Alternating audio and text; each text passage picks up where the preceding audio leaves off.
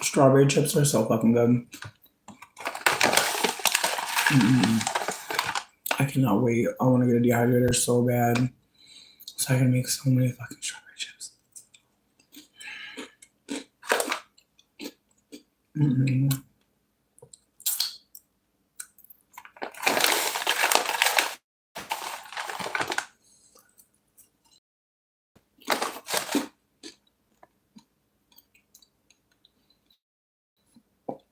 I feel like some people will be cool. Ooh, shit. I always do this. I always forget to turn off and just clear the other fucking apps. I have seen Sinners, and I got a bootleg that I posted in the community post. I know some people may not agree with me posting a bootleg, but hear me out. This is my thought process. Give me a second. I'm trying to clear out all my other apps because I'm the person that has like 50 live, and this should be freezing. I'm just trying to figure out why. But I posted the bootleg link to Sinners because there have been so many things. Like, first of all, fuck paying for anything. Thank you, Meryl Streep. Because I feel like some people really don't like that. Like, some people really don't like. Like again, I was accused of stealing from Ryan Coogler just by posting this piracy link. So I figured it made sense to address it, just because, again, I don't know if y'all follow me on Threads. It's okay if you don't. I don't really feel like I post anything really remarkable there. I feel like I mostly just repost, and laugh. I repost and laugh. Listen, here's my thing. I feel like if it would, like, I feel like if it's Baby Mother, like, I feel like it's like a small. I feel like if it's an independent artist, but he has broken many records with this movie, and I feel like at this point, 2 months into the release, I think a link is fine. What up, Jordan?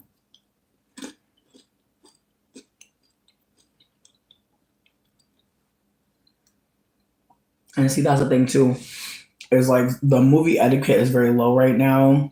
Number two, not just is their phone etiquette being low, but this movie is eliciting a call and response. And for some people, when you go to the movies and you see people on the screen and you yell stuff, for some movies, that's appropriate. For this movie, I think it's appropriate, mainly because I did it. But for the people that don't like that shit, I post that link for you because people are talking. I want to talk about it bad, but I feel like everyone hasn't seen it yet. And again, if going to the theater is dangerous, I want to be candid that somebody got beat up in Conyers, Georgia. So I just want to give a shout out to all the black people in Conyers, Georgia who beat that white man's ass. I love to hear it. But as much as I was loving to hear that, as much as I felt like people were bringing me good news, I had to hold that, like, that means that white people that read that thread, they might bring a gun. And they might bring a knife. And they might bring hands for no fucking reason. So I want to put that out there, that I'm posting that link because I would really love it if folks could just continue to be in their home away from the shit.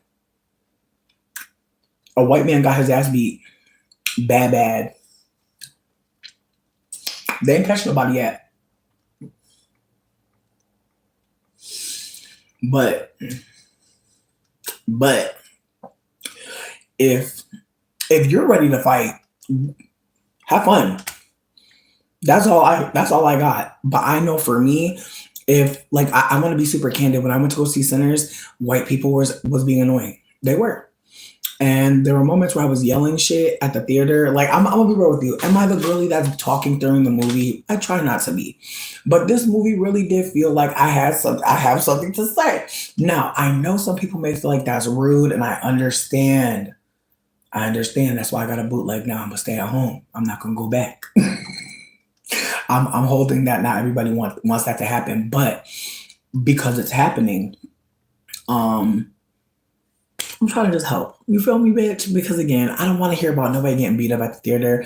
And I'm not gonna lie, bitch. I thought someone might have beat me up. Like on some, like I told y'all already, like Brenda from Scary Movie. I really was like, please, like, don't beat me up. Because when the lights went up, all the white people in front of me was looking back, like, and I was.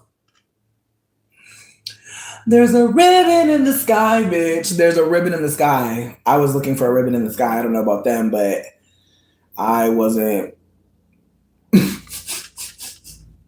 I was not making no motherfucking eye contact with a Caucasian. Like, it's just not happening. Hey Rosa. Hey boo. Listen, don't be in the stream just yet. Go watch the movie. Go see the movie. I posted a bootleg link in the community post. Again, as I said, somebody on Thread said I was picking Ryan Coogler's pocket. I thought that was really funny. Cause you know, damn, I'll probably never smell that man's air. But you said I got him. I'm sorry, bitch, I'm messy. But I'm just like, damn, all that. Listen, she didn't really give me that much. I'm really tickled because it's like I didn't know we was on that type of time. Like 2 months into the movie release, we mad about a bootleg link. Meanwhile, the Roku girls get it. Like, meanwhile, I'm posting for the Roku girls. I'm posting for I got a phone and my man's computer girls. I'm posting for her. I'm posting for the girl that just got a phone. That's who I'm posting for. I'm posting for the girl that barely has a phone, bitch. Phone bill be late as shit. Like, that's who I'm posting for. I'm not posting for the girl that's been to the movie 3 fucking times. I'm not posting for you. That's okay. Not is Ryan white or black. Ryan Coogler. I'm screaming. Not is he white or black. I'm pretty sure he's black. You said as long as you ain't screaming spoilers, I feel like it's natural for horror thrillers. Here's my thing. I definitely wasn't screaming spoilers. I was screaming, get them. When the white people was getting ate up, I was like, ooh, ooh. I didn't do all that. I was just like, yeah. I was clapping. And again, the second time white people was getting ate up, that's when people was clapping with me. Like at first, I feel like at first people was keeping it cute, but when motherfuckers started yelling, then it was like, all right, we yelling. So again, I just feel like at the same time, while I was a yelling ass bitch, I want to be helpful to the bitches that don't want to hear shit like that. Because I know if my ass was yelling, other people were yelling. Let's be real. I'm crying. You said Callie down. You're funny as hell. I'm gonna leave the live up as long as it makes sense, but I feel like the last live, the only reason why I took it down was because I feel like there weren't necessarily many spoilers, but I was just talking about the movie candidly, and I feel like that could be a spoiler for somebody. And somebody told me, because I feel like it's not a spoiler that Michael B. Jordan played 2 characters, but somebody recently told me that they went to the movie high and they didn't realize that, and they was like, do he got a brother? And was really fucked up for the movie. So I'm gonna be real with you. I don't know what nobody knows about the movie, and I don't want to purport to. So I feel like I'm just taking down the lives because it's like it just seems better because I don't want anyone to be mad at me. Like I literally lost like 14 followers after the last live. I feel like motherfuckers was mad. So who knows? Who knows? Not saying that I really be counting the followers like that, but I feel like that's a big response. You feel me? I had to hold that. I was like, oh, somebody didn't appreciate that. You're mad you missed the last live. Listen, I mean, here's my thing. If folks that are here want to hear thoughts, like put some hearts over here because again, I'm down to talk about it. Nuna, you better calm down before I eat you. Nuna, you're unsafe at this point. I'm glad you got her out of here because she almost got bit in the back. No, there were some feelings. And here's my thing. I'm gonna hold space for all of it. It's fine. I feel like again, I feel like there's so many people talking about this movie. It's been out for 2 months. I feel like if it's being spoiled for you, there is a link to it on the community tab. Don't feel bad, bitch. I'm broke too. A man paid for me to go see it, bitch. I had no money to see this movie. I didn't even have money. I stole popcorn, bitch. I stole popcorn and a root beer. Okay? There's a link in the community post. I love you. Hi. The way food costs, you can get it, eat it. Exactly. But again, I understand people being like, he is a director who is, marginalized and deserves money. Okay, so here's the thing. Like when you order food at this particular movie house, they have like a valet for snacks. I did not know that was a thing, but apparently, if you order like your tickets online, which we did, you can also order a popcorn and a drink. I'm gonna be real with you. The drink was a little watered down because it was the end of the movie, bitch. So I didn't get a popcorn for the movie, and I was sick. But when I was walking out, it was a popcorn and a drink just sitting, and I was like, bye. But again, it was the last movie in the theater. Clearly, the person who had ordered it had forgot their drink in their food, but it didn't go uneaten. Okay, that drink went undrank, but the food didn't go uneaten. All right, listen, we gotta share. You had a baby? Oh my God, Michaela, it's been a minute. Shout out to Mason. Wow, it really has felt like a long time we've been on live together. And then also, some of y'all are just popping back up, and I'm glad to see it. It's springtime too. The bugs are out too, bitch. Be careful. Sidebar though, side of bars. I want to just say one more time: a white man got his ass beat in Conyers, Georgia. That is why in the community post there is a link to see the movie Sinners. They fighting. Is fighting, okay? Is fighting. So keep that in mind. If you go to the movies, taser, knife, even eyebrow razor. It could do something. It could do something. I get it. You're not violent. It could do something. Okay? Eyelash curler. Just saying. Punch in the neck, chop in the neck, chop in the neck. Yeah, Meryl, are you good? What's going on? No, but they are fighting. They are fighting. So just putting that out there. And I found this information out on Threads. If anybody would like evidencia, if you don't believe me, that's okay. I will gladly give you the thread to where we find out that a white man got beat up in Conyers, Georgia. I don't mind. I don't mind giving you that information. But again, it does contain, I don't want to say spoilers, but there are so many people that are talking about the movie, and that's why it came out. So again, the mosquitoes are demonic. They are. The bugs are.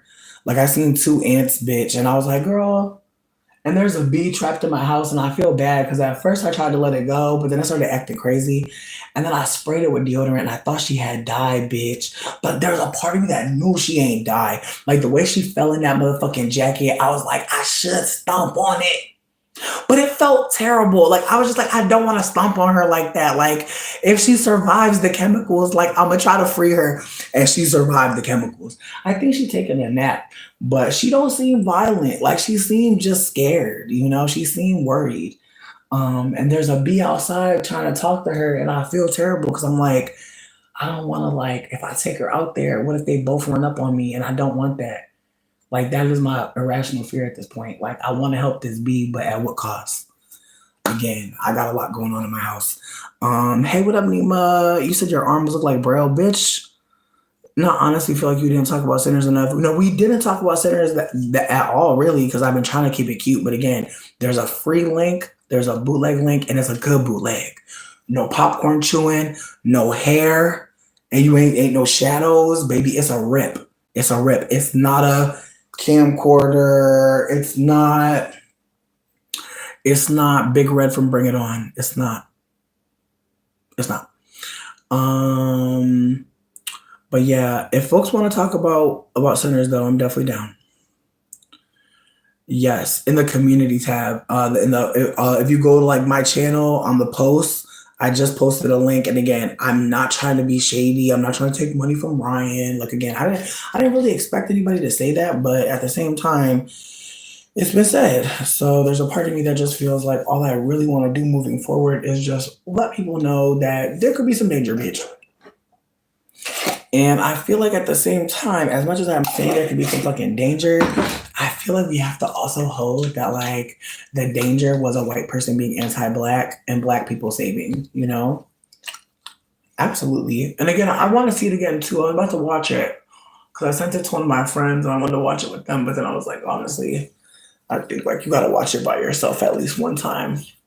I feel like watching it with other people. Like I feel like that's another thing too. Going to the theater for some people may be a mistake because again, like I said, it was people in there talking. It was people in there, and some people were being disrespectful, very disrespectful, and again to the point where people got beat up. So if you know that if somebody gets beat up, you're gonna jump in. Go ahead.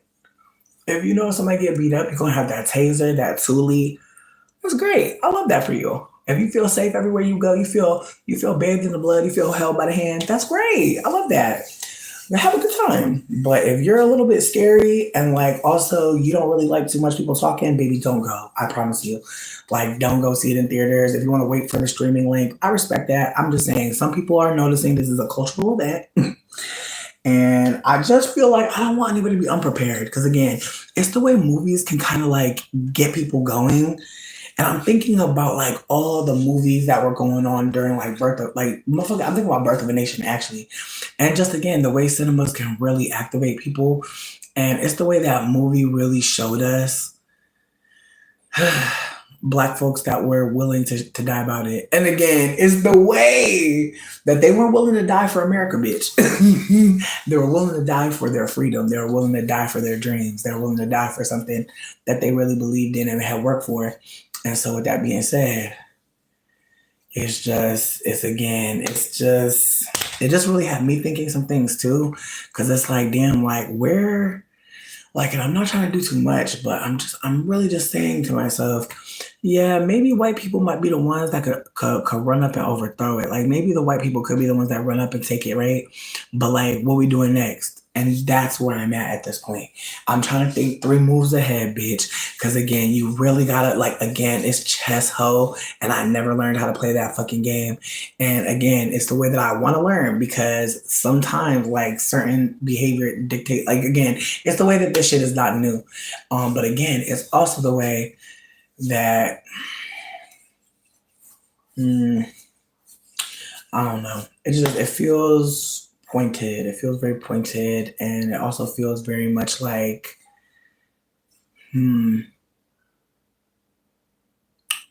because white people don't know what the fuck they're doing. Like I feel like that's what I'm mainly trying to say. White people clearly don't know what the fuck they're doing. They haven't known. They don't know. And also, I'm also sitting with like, how do you help somebody that's not asking for help? How does somebody? You can't.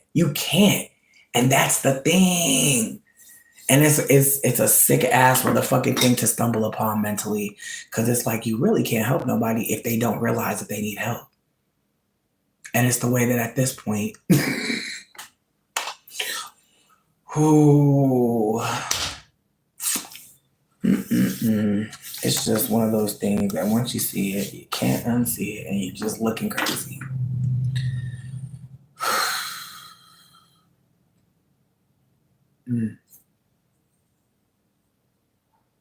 The human trust in Harry Potter is actually nerve wracking as fuck. You're so right. Yeah, listen, I'm not trying to waste people's time. I want to talk about Sinners, but I feel like that's the thing. Like Sinners was a seed, bitch. Like that's the thing. Like that's why I'm trying to give y'all a fucking link so y'all ain't gotta go all the way to the fucking movie to watch it because it's 2 hours, ho. But it's a seed. It's definitely a seed. Because again, some of us really want to know what's next real bad. And I love that about us. But some of us know that before what's next, bitch, it's gotta be other things in place. And so again, that's why I'm saying like you gotta think a couple of moves ahead before you do some shit. And I'm just trying to figure out like what does that look like? And again, it's the way white people are not sure what the fuck to do. They think they can do it the old way. They can't. There's no old way. The way that they created was just a continuation of the old way. So, and that's why they need fucking help. And again, it's like, how the fuck do you help people who aren't willing to admit that they need help? Woo! And as we unlearn people pleasing and as we unlearn, so many layers of like compulsory motherfucking servitude. And honestly, it's like there's moments where it's like, is it worth it to essentialize the words, Because it's like, again, this is just another tree off the motherfucking, another limb off the motherfucking tree of anti-blackness is the idea that anybody exists to be supporting you and taking care of you. And so again, if you don't know how to ask for help, you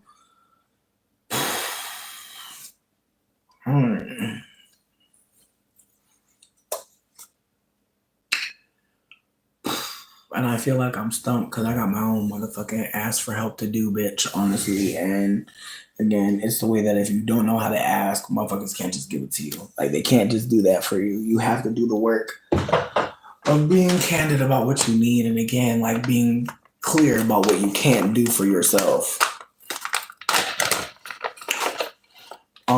We have talked about Shannon Sharp a little bit. If y'all want to talk about Shannon, we can. Honestly, I feel like the Shannon Sharp thing got me fucked up because there's a video that I just watched that was made a few months ago. I don't know if anybody remembers the mushroom trip I had when I was staying with my friends in Hazel Park, and I was talking about whatever the fuck I was talking about, but somebody came in the room named Connie, and Connie started talking about how she was a white passing person who was with a black man who wanted her to do some enslavement play type shit where she's the master, and basically it was some plantation type shit. I don't know if anybody remembers that live, but I stumbled upon that live again.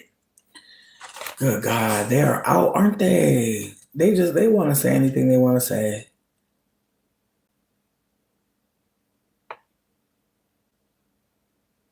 Betraying white people for white supremacy. Cool beans. She did. She was posting the bean emoji, bitch. I rewatched the whole live, so I remember with that part too. Cool beans, and I'm sorry that happened. But no, Connie was bugging, and was basically talking about needing like her partner needing her to be pretending to be a slave master. And at first, the way that she was communicating in the chat, I assumed she was black. And over time, we realized she was white passing. And then at that point, she started gaslighting people. That as soon as we caught on, that's when she making fun of people. She acting crazy in the chat. And it's like, babe, like, can you please talk? Like, can you please like answer the questions? And her energy was just like, I'm just gonna resort to just being a weirdo even more. And so again, it's the way that like that Shannon Sharp shit that popped out had me just thinking about that reality that like there are people who do need degradation when it comes to pleasure. I don't mean to sound superior. I don't know what that's like and I don't experience that. But I know that people do. And with that also being said, people knowing that about you can be very embarrassing. And so I'm trying to hold that, like, even though I don't know Shannon, I don't fuck with him. I do think that he's been very anti-black. I do want to hold that, like, he could be feeling embarrassment by this. And that's unfortunate because, again, there are so many people who really do need that. Now, when it comes down to folks being invested in wanting to be enslaved while they're, in a sexual situation, I'm gonna be real with you. I feel like there's a fine line between BDSM and like what the horrors of chattel slavery. Like between me and you. I don't know if people want to motherfucking agree. That's fine if they don't. But I feel like most of the play, even though people say it's centered in pleasure, I don't agree. Personally. But again, I know some people will not hear me. But again, the act of like causing pain for that for that to be pleasure, I feel like that's rooted in a lot of psychological things, right? And so with that being said, I'm not trying to play people who are into that shit. I'm trying to basically say that like there's no shame in it, but I'm holding that like while he may be really into that shit, there's also layers. It reminds me of this video I share like all the time, and it's called Negresence. Negrescence. It's by this creator named Philosophy Noor. And they were talking about how like certain things aren't found in certain societies because they don't have access. And so in certain societies, anorexia looks different. Like in America, when we talk about anorexia and who suffers from it, we don't include Black women for a reason. And on another note, when we look at anorexia in the West, a lot of it is centered around beauty image and looking beautiful.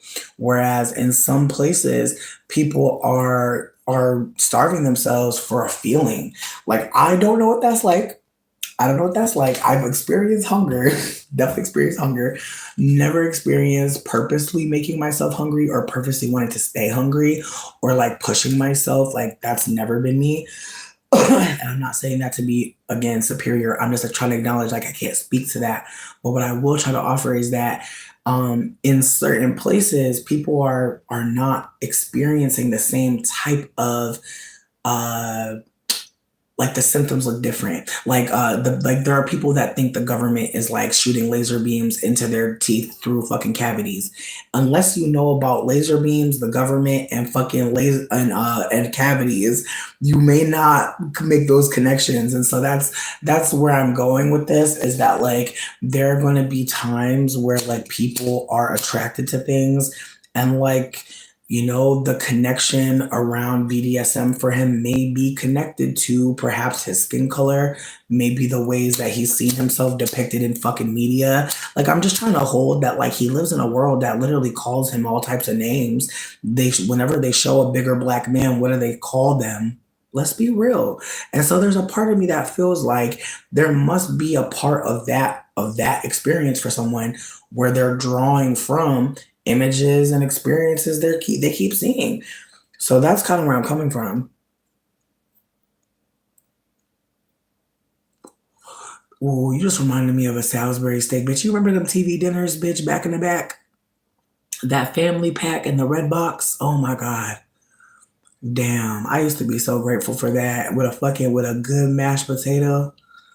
A good mashed potato with some Salisbury steak. God damn. And some corn.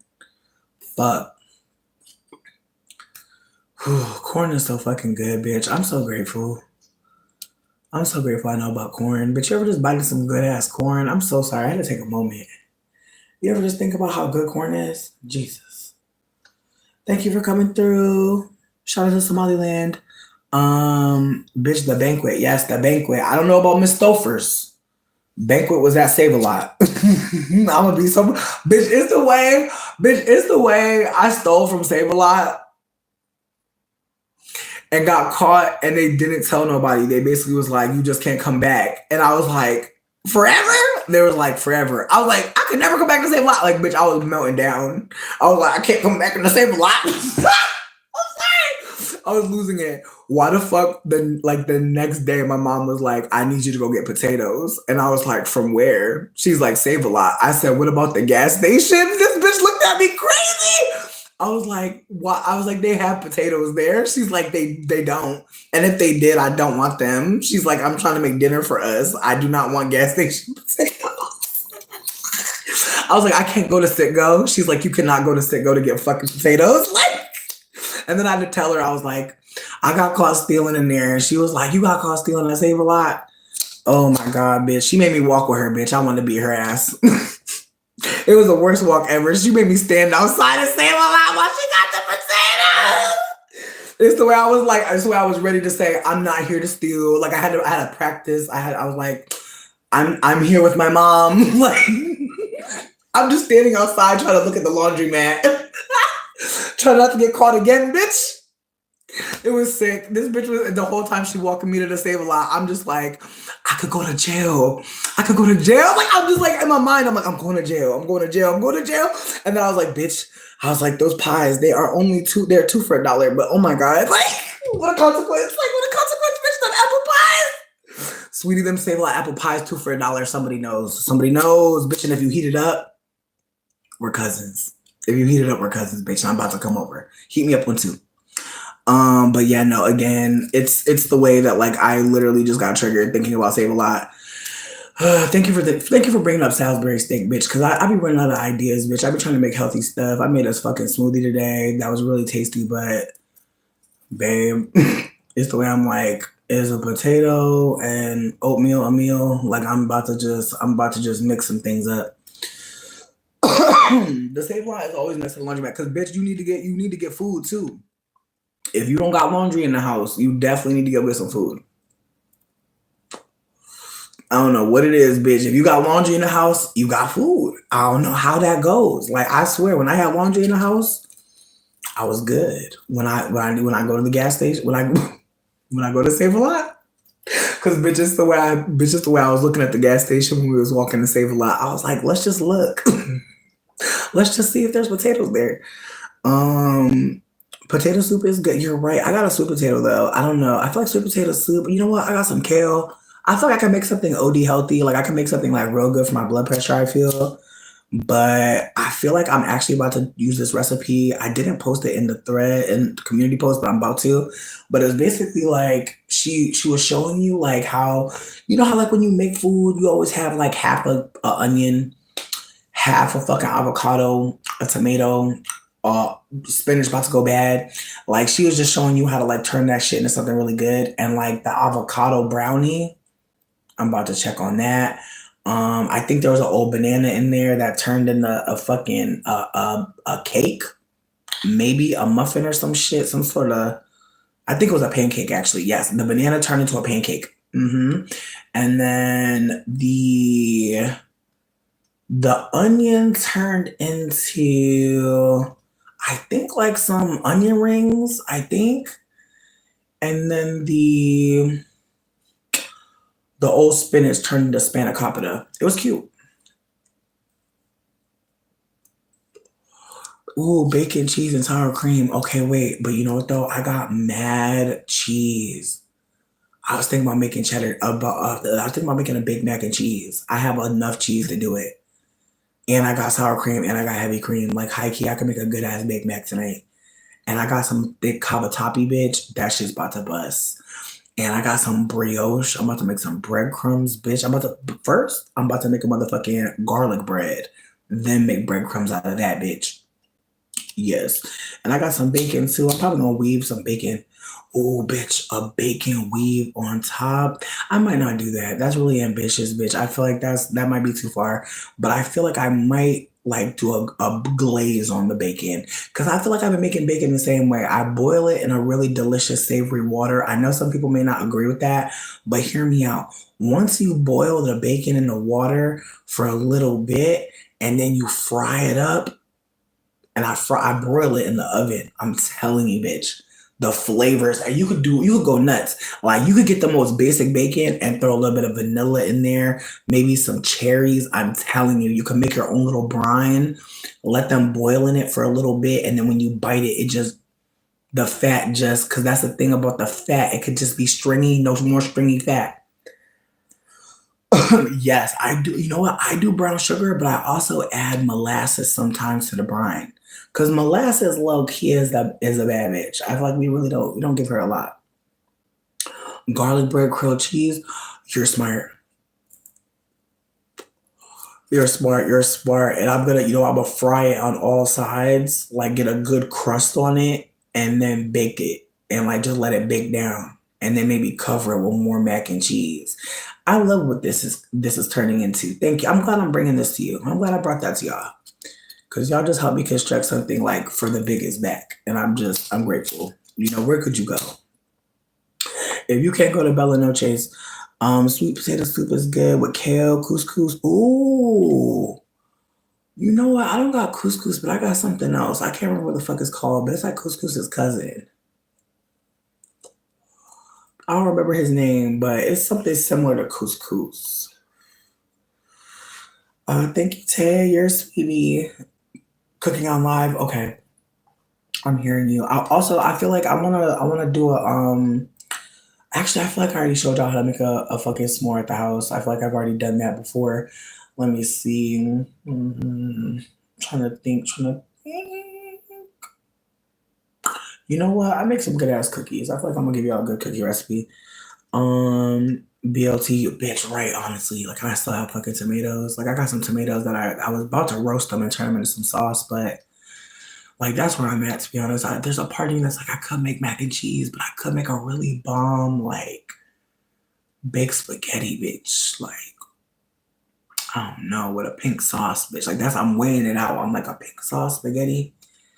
But then I'm just like, bitch, I can make a really delicious, like cheesy. No, I'm not sure. I'm really not sure.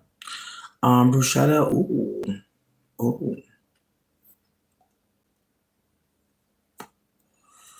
That is an idea. That is an idea. You know what? I don't hate bruschetta, but I feel like I got like 4 pieces of brioche. I feel like I need to use them wisely, bitch. I feel like I need to use them fucking wisely. But you know, though, I got pizza dough in the fucking fridge. So there's a part of me that's like, bitch, I might just make a fucking flatbread. Dead ass. Like, I might do something like some, you know, a little something. Ooh, tell us more about your ginger beer. Also, I'm screaming that you're back, Poop. I'm calling you Pooh. I'm not calling you Poop. I'm calling you Pooh. That's her nickname, friend. Because you be killing me every time. Because this is the way I was screaming, Poopy. You not gonna have me again. You not getting me again. Ooh. Yo, have y'all been seeing that dad joke going around where people being like they talking about you and people will make the joke and be like, have you heard people say you sound like an owl? And they'll be like, who? It's so stupid. But it's been going around. It's been so adorable. I'm like, bitch, we needed something. We needed something cute. Bitch, this lighter and this coconut oil in my hands is demonic. Please help. Okay, I'm about to show you some crackhead shit. Don't judge me. Do not judge me. And don't ask me why I don't use the other lighter, bitch. I'm just going to tell you. Sometimes if your lighter don't work, if one lighter not working, put the gas on it and strike with the other one. Bitch, if that one didn't work, I was both gonna scream. But sometimes, bitch, it's a little bit more juice than the other one. It's being whack. And watch this one not work now. Fucking hater. You fucking hater, bitch. You was just working. And she full too. It's sick. It's sick. It's sick. Bitch, and now, thank you, girl. I hate these fucking lighters. I told Dane, I was like, just buy Bic.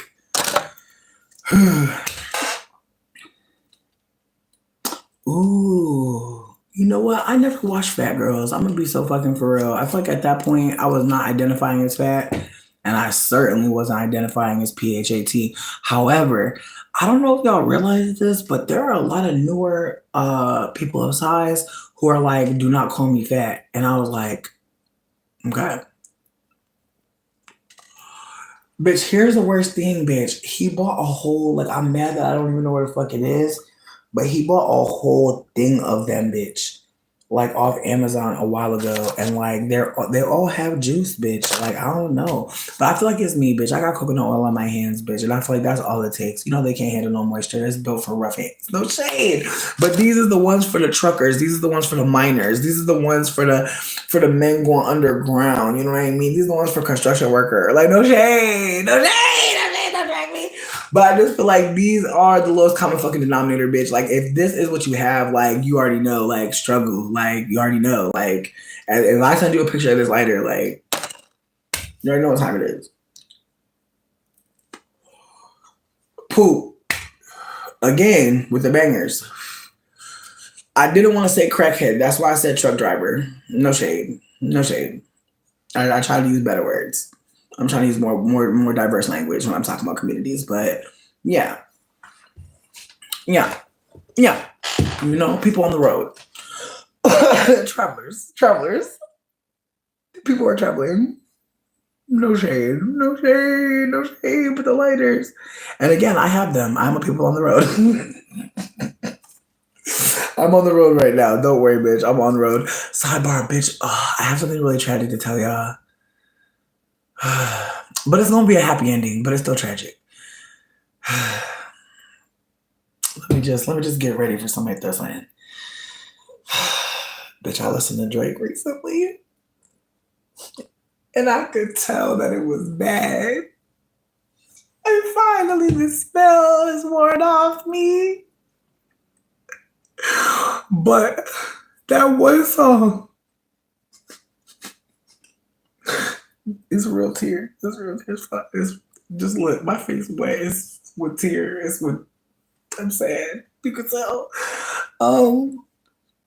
Controller. I blame Party. Why did you let this man mimic you on the track? Why did you let this man do this? What was the bag? I need to know. Like, I am disturbed. I'm distressed. It's something about that song Controller, bitch. Oh, damn it. I'm back to using the crack lighter. That's cracking. I gotta get the other one. Bitch, I'm sick. I know. I'm sad. I'm sick. Now are people trucking and doing crack? Bitch, you will be surprised. You will be surprised. No shade. Like, this is gonna sound how it sound. But I had a client who had some money. I don't want to say he was rich, but he had some money. Why the fuck one day he was feeling very comfortable and was talking about how him and his buddies, CEOs, people with money, walking around with crack rocks on the end of their cigarette, talking about it's something about it. So yeah, crack rocks can go anywhere, bitch. Crackheads can be anywhere. Crackheads can be anybody. Ain't no lighter that can help you, bitch. That's all I gotta say. He said him and his buddies would go on the rooftop of like buildings and put crack rocks in on the cigarette, on it, like stick it in there. Swear. And they said they could smoke it off a cigarette. They said they never had no crack pipe, acting like they was fancy. Bitch, you're fancy, sweetie. Got a goddamn Camel Crush and a goddamn crack rock on it. I'm telling you, once I heard that, I was like, and this is why there's always gonna be whores and bitches that keep secrets. Cause it's like, who am I? You know what I mean? I'm not gonna name no names, but I'm just like, wow, like, yeah, crack is everywhere, bitch. Like, believe it or not, like crack is everywhere. And again, it's the way I did crack by accident. And I talked about this before. I don't want to talk about it too long, bitch. You're not gonna catch me talking about crack too long and me. But I did go to a bus stop. I did smoke a blunt. It was glittering. I did ask. I was confirmed. It was confirmed that I smoked some cocaine. In my defense, I didn't realize what was going on. And now I understand why they call weed a gateway, because you can't put crack in mushrooms. You can't. It's not possible. There's just no way. I'm trying to think of a way. There's no way. I was just trying to confirm it when I was looking off into the distance. I was like, is there a lab where it could happen? No. They couldn't even put crack in a gummy, bitch. It's unfortunate for the crackheads that want that. No shade. Accessibility. Listen, not crack being elegant. I'm crying. Listen, I'm sure there's an elegant crackhead somewhere. Let's not disrespect her. She's doing her best, I'm sure. I'm sure there's a crackhead who, again, might have hit the wrong blunt, and now she caught up. I'm grateful I was at a bus stop. You know what I mean? Because who knows? The wrong setting, bitch. Like, I'm just saying, I had to get away from him. He was a stranger. And we was really kicking it all the time. Who knows? Again, I don't want to think about it, but it's like, bitch, that's the way I'm smoking weed, and I know why. I know where it came from, bitch. I know what habits was happening to get me to here. I know that. But again, it's the way that like certain stuff, and it's the way I've told certain people. I told this man one time, I was like, you seem like a drug that I don't think I can risk getting addicted to. And he was like, for real? I was like, for real. Bitch, yeah, I'm still struggling, bitch. I know. I gotta go find me a real lighter. I'm going through a lot. How long are they elegant for? Bitch, not how long are they elegant? Bitch, as long as you keep on buying the crack and the clothes. Oh my God, no shame. Like, there's people right now, they could still afford to be a crackhead, so I don't know. The price is going up, though. I did see that.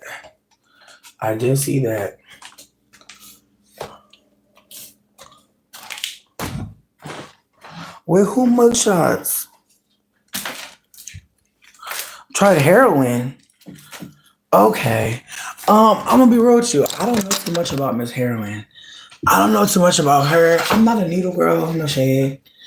But I feel like I'm safe as fuck from that shit. Like, look it. It's some shit I'm very safe from, bitch, because I don't even, sweetie, the needles I need to take, I don't even take them shit. So, woo, it's the way I need a couple shots, huh? And I'm like, are they necessary? Do you gotta touch me? I don't know. You see how that shit just moved on one go? Like, bitch, it's the way Bic, like, you are just pray on it, I'm gonna just keep it under my titty because I can't trust myself. They are. But again, I feel like when we think about heroin, I don't know where it came from. I'm gonna do some research. Again, I'm trying to just be mindful that we're gonna be around all types of people, bitch. We're gonna be all around all types, and we're gonna have to just be aware of what's out here. Cause again, it's the way that some stuff, like I said, I smoked a blunt that had coke in it. Who the fuck was gonna tell me? Who the fuck was gonna give a fuck? And again, I'm only saying that so that you know when you go out, bring your own weed, bring your own blunt. Don't smoke everybody blunt, friend. I know it can be tempting, it can be fun, but if you really don't know that person, what they do, don't do it. Cause I ain't never had nobody lace me when I knew them. It's a stranger, so I have to hold that. Like, I was being thirsty with my friends, smoking on people blunts. Now you could barely afford weed. I'm crying, like, friend. May I ask where you're at? Like, I really would love to know what people are paying for 3.5s. Like, what are y'all paying for 3.5s, or what are y'all paying for ounces if you do buy ounces? Please let me know. Because I just raised prices on my shit, but not by much. I feel like I saw that the sale really did well and people appreciated it. So I didn't try to do too much. But I feel like at the same time, I'm still trying to be competitive, bitch. I'm trying to be mindful. Word. I love to hear that. That's beautiful.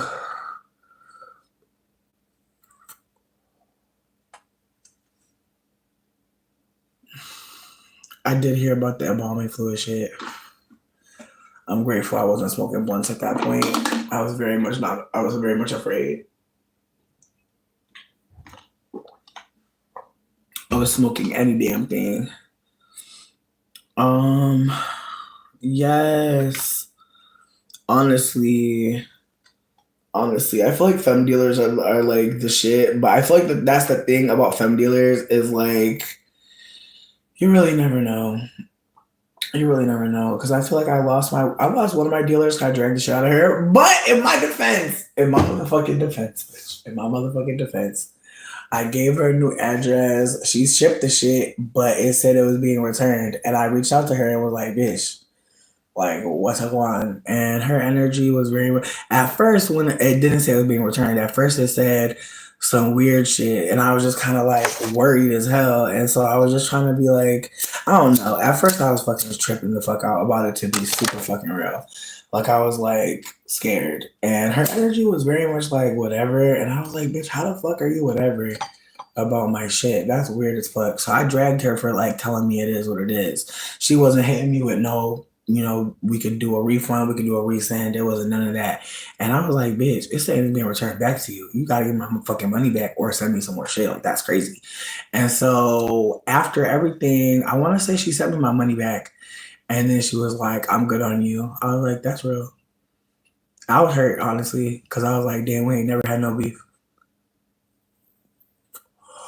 Nah, she ended up giving my shit back when she got the package back. She gave my shit back, but she was very much like, "You disrespected me," and I was like, "I did cuss the dog shit out of you. That is true. Like, I couldn't even argue. I was like, it's real. I did disrespect the shit out of you, and you know why? You offered you offered no repair in the moment. Not even a hold on, let me see. Like, you know what I mean? It wasn't none of that. It was very much like, oh well. She hit me with a oh well.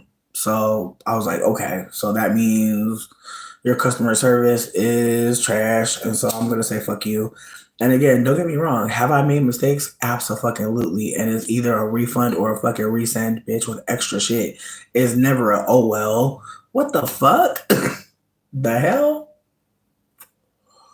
That is crazy as hell. I ain't never heard no fucking shit like that. So yeah, if she feel disrespected, I'm glad, because that's what the fuck I wanted. Like, I wanted to disrespect her because I felt disrespected. But again, her being like, I'm good on you, that hurt my feelings. Cause I was like, damn, bitch, I can't even drag you one time. Like, are we really friends? Were we ever really cool? Like, I can't drag you for your low fucking customer service. I can't. Not one time. But again, I did cuss the dog shit out of her. So yeah, like, I would love it if we could talk again, but it's like, I can understand why we'll never talk again. Like it's like, let's actually get it. Like, I get it. Like, I'm hurt, but it's like, I know why. She didn't hurt me. She really didn't hurt me. Like it's okay if she want to stand on her word, that's fine. But it's the way that like before everything, she's like, you could be famous. You should post more about mushrooms. Like she's trying to get me to be an influencer, and it's like, girly, I don't want to go to jail. Like I feel like I'm doing as much as I fucking can. Like I just feel like the way she was coming at me in the end, it was very much like do more, like post more, and it's like I'm posting as much as I feel comfortable, you know. Like I'm posting as much as makes sense, but she really wanted me to be the face of some shit. And I tried to explain to her. I was like, sweetie, I was like, you see how white it is? It don't need to be full of a bunch of light skinned people who just got into the shit because they needed some. Like my story is not very remarkable. Like I literally had a friend gift me some mushrooms and somebody asked me if I knew where to get them. And next thing I know, everybody's asking for support and I got it. But with that being said, I had no fucking idea that this was gonna happen. I literally didn't even know I was gonna like the shit.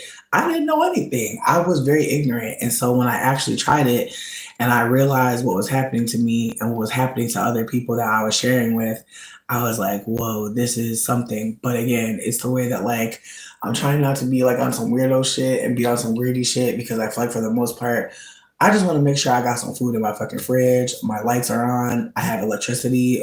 My lights. I have my needs met. You feel me? Like that's really what I do it for. Like that was the spirit. Was like I don't want to die. So I try to explain that to people that I work with, and even the people, like I said, the people that flip my shit. Thank you. Cause baby, I don't got it. Like if you got it, if you can do the legwork, have fun, make money. I don't care. I'm not a hater. I don't want anybody to die out here either. If it works for you, it works for me. I'm not pushing nothing though. Don't do nothing that don't feel good, and don't tell nobody about me if you do not want to motherfucking broker that deal. Cause I'm really on some let's not die, but also let's be candid about our plant medicine needs type shit. Cause like I said, if I didn't have access to plant medicine out here, and also if I didn't do what I do for work, I would not be able to survive. I have to be candid about that. Like, I feel like, yes, my partner supports me. That's great. But I don't expect him to take care of me. Like, he makes sure a lot of things are working out. He do. But I don't expect him to do every damn thing. And I feel like, unfortunately, for some of us, we don't even got a motherfucking anybody to do any damn thing for us, like support us in any fucking way. Sidebar: these pineapple upside down cake pre rolls, sweetie, like bitch, the fucking resin, bitch, they're infused. These between me and you, for me and for other neurodivergent people I've talked to, I feel like these have been hitting like an Adderall, and like some folks have been saying they cannot smoke the whole one. So just PS for anybody out there who was feeling crazy off smoking them and wasn't getting the Adderall effects, you gotta really hit it slow. But that strain, and I want to say jealousy and strawberry cough, those ones are great for ADHD, anti-anxiety. I would even say they're good for like autistic folk.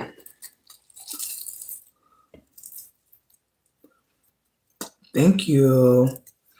I mean, people just like take the pictures that I post and just like tell their people. Like, there's this one girl, I was dying. She was trying to tell me at first that she was buying all this shit to give as gifts or whatever. And then at some point she's like, oh yeah, I'm selling this shit. I was like, I'm glad. Like, I think she was scared that I was gonna be mad. I was like, sweetie, it's a crazy economy. Like, if you flipping my shit, like have fun. Like, thank God, you know, that's where my energy is. But my energy isn't telling you to do any damn thing. I'm just being candid that like I only started doing this shit because I fucking needed to fucking not die. And I'm in a fucking van with a man and all my shit. And I'm just like, well, and again, at the first person that asked me, I didn't offer anything. Somebody asked me, and I was like, oh, sure. And so that's really how I like to keep it. Like, yes, I advertise and I post, but my thought process is if people are appreciating it, cool. If people aren't, I hope that they do something else. Um, wait, that's a good size. What do you mean? Are you talking about the pre-roll paper? Cause it's elements. Um, I heard you, Michaela. Well, reach out, cause I've been really trying to get into like sharing grow kits for mushrooms. Like I actually want to like show people what it looks like to like do their first like grow.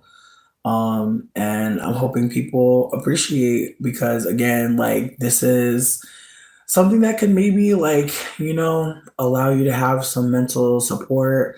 I know for me, like there are various strains that I want to try again because they just offered so much. Like there's this one strain called Taiko Sumai, and that's literally not even the real name of it. That's literally where it's from. But this mushroom is so fucking powerful that it has its own festival in Thailand. And honestly, bitch, it's the way that like this mushroom definitely has just again like it's the way that all these different mushrooms make just have different effects. But this one, it's served during full moons, and the full moon festival that happens in Thailand off the island of Koh has like these smoothies you can buy during like these firework and like the way that like the island of Koh sits under the moon literally looks like it's like in front of you. Like it's wild to see it. See photographs, but just putting that out there. Not Big Mushroom Mama, I'm screaming. Um Oh, I go to this place called Exotic. That's where I go for mine. They are on the menu. I want to say they're like 4 for 35. I want to say that, but yeah, no, they're very nice. I appreciate them. The wax is yeah, these are 1 gram as well. I mean, some people do use like 0.75 pre-rolls. Like some people do make them a little smaller. But I feel like these ones are all 1G. They do have some 1.2s and some 2Gs. I don't really smoke pre-rolls though. I feel like for me, what I love is that whenever people order, I get to always have some laying around.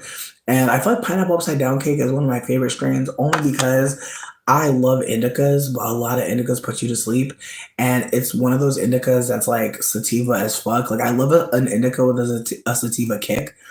And this is one of those ones that I feel like hits like Adderall because like your body feels hella regulated, but like also like your mind.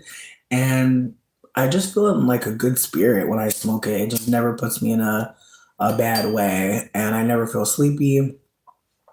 Please reach out. Please reach out. And again, like keep in mind if you're not white, like I would be so fucking for real. Like the menu prices are for white people. They're for people that I do not fucking know. And so Marie, you already know I got you. Like please reach out. Like for people that are non-white, yes. And if you are white and you're mad, be mad. Cause I already had some of y'all cuss me out because I'm over here giving better deals to people of color. Listen, the day that y'all reach out to me and give me a good deal, the day y'all reach out to me with opportunity, then I'll maybe reconsider. I don't see it though, because again, it's the way for years I've been talking about white people harming me, and not one of y'all has came through to be like, here's a safe place. Like, you know what I mean? Like I've had to literally meet new people to ask for support from. So don't. It's the way so many white people be fucking mad. Like this white person got real mad at me. They're like, I heard you're charging us more because we're not black. Girl, yeah. Like I actually am. Like, and I know some of y'all are mad, but I really just want y'all to just sit with that. Just like sit with why you're mad. Cause like when you go to Dairy Queen and and you get the job, like, are you mad? No, we're really happy. Like when you go to CVS, you get the job, you're happy, right? Like again, it's the way that y'all could do a lot of stuff. Like if white people don't see it at this point, I'm not gonna fight with them. I'm not gonna fight with them. You don't like that whenever I get. That's sad, Michaela.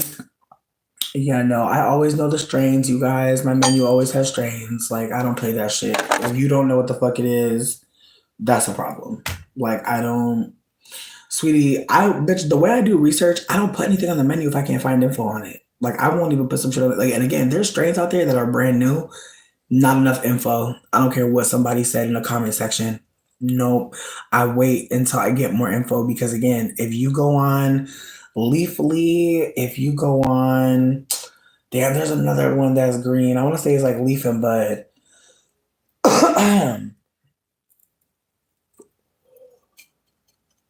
Exactly. And that's the other part of this too is like finding out what strain you took will help you in your journey because some strains are children of strains that you might really want. Like there's a strain called Hillbilly that I really love. And then I found out I like his mother, Hillbilly Pumpkin. That's a bad bitch. But I wouldn't have known that if I didn't know what strain I had taken before. And at this point, I made a thread on Twitter. I'm gonna share it in the community post of all the strains I've tried because I've tried to give just like some general info on what I experienced. I feel like some of it a little bit sensationalized, but I want to be candid that like it's only because I'm trying to share what I experienced. And so if other people have the same experiences or you are able to read other experiences, you might notice that there's a pattern. But for the most part, like I don't want to make it seem like mushrooms is like a cure for anything. It's very much you really don't know what you're going to get with each strain unless you do the research. And then again, like a strain may bring something up in you that like again, for instance, there's this strain that I got that's like very happy, uplifting. But this person took the strain and said that it brought up a lot of things that they might have been suppressing. I'm not sure. But from what they said they were grateful they had their partner with them because it really hit. But they were like, I'm grateful for what happened, but the trip was not sounding like how some people, they'll hit me up and they'll be like, bitch, I felt like a fairy. Like I had a friend. She's a very tall girl. She's a stallion. And she's like, girl, I felt like Tinkerbell. I was like, for real? She's like, yeah. She's like, bitch, I felt like I was flying all around. She's like, I felt in such a good spirit. And she was like, I had a lot of, she's like, it was a social anxiety cure. She's like, I feel like I could talk to anybody. I was like, that's dope. And that was the Mexicana, the Tionan Catol, which is basically translated to flesh of the gods. It's an indigenous strain. Some strains are indigenous, some are not. And so that's another layer to this. It's like some strains are created because people made these two strains like connect. And so I do think that that does change how they express. I feel like the indigenous ones are a little bit more communicative. They talk more, whereas the newer ones, they're really bred for visual. Like I feel like that's the thing about mushrooms too, is like you have to consider there's indigenous weed strains. Like there's this one strain of weed called KwaZulu, bitch. Sweetie. That shit is like an ancestor of cocaine or some shit. Like it's the way I was just buzzing. Like it just had a snap to it. It was just a pure sativa, the purest of sativas. Like I felt like my fucking pupils was dilated. My shit was just open. And it was a great strain. Can I find it now? Barely. But I bet you it has some kids out here. I should probably look. Exactly. And again, I want to say there's another strain called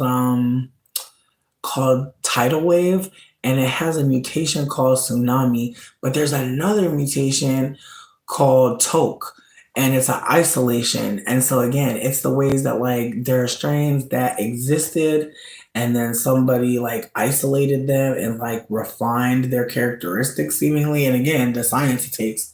So I'm excited to get in my science bag, but I do have grow kits available. I also have grow kits that are about to sprout. So for the girlies that really ain't trying to wait a couple months, I hear you.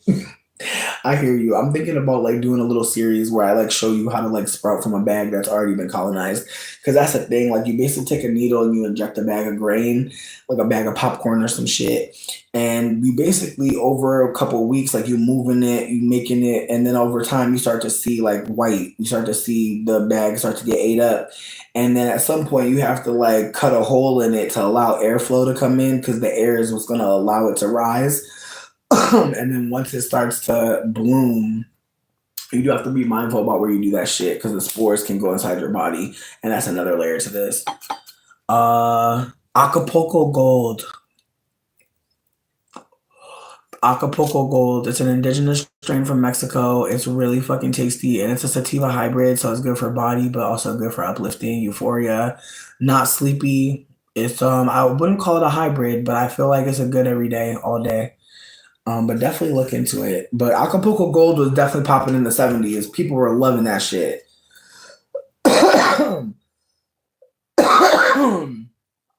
Yes, talk about Kava Kava more. Mugwort is a bad bitch. Yeah, I tried Blue Lotus a while ago, but I haven't tried it in a while. Um, yeah, I've been definitely trying to talk more about plant medicine because there's so much more. And like I was saying online that like if you are afraid to smoke weed, like there are so many other things you can do that mimic like what weed feels like. Like if you really need like a upper, like try to zest your lemons and make a really dope lemonade. Like there's limonene and lemons and limes and oranges, and it is orangeine. Orangeine is a thing. Look it up. I promise. I looked into it. That is a that is a terpene.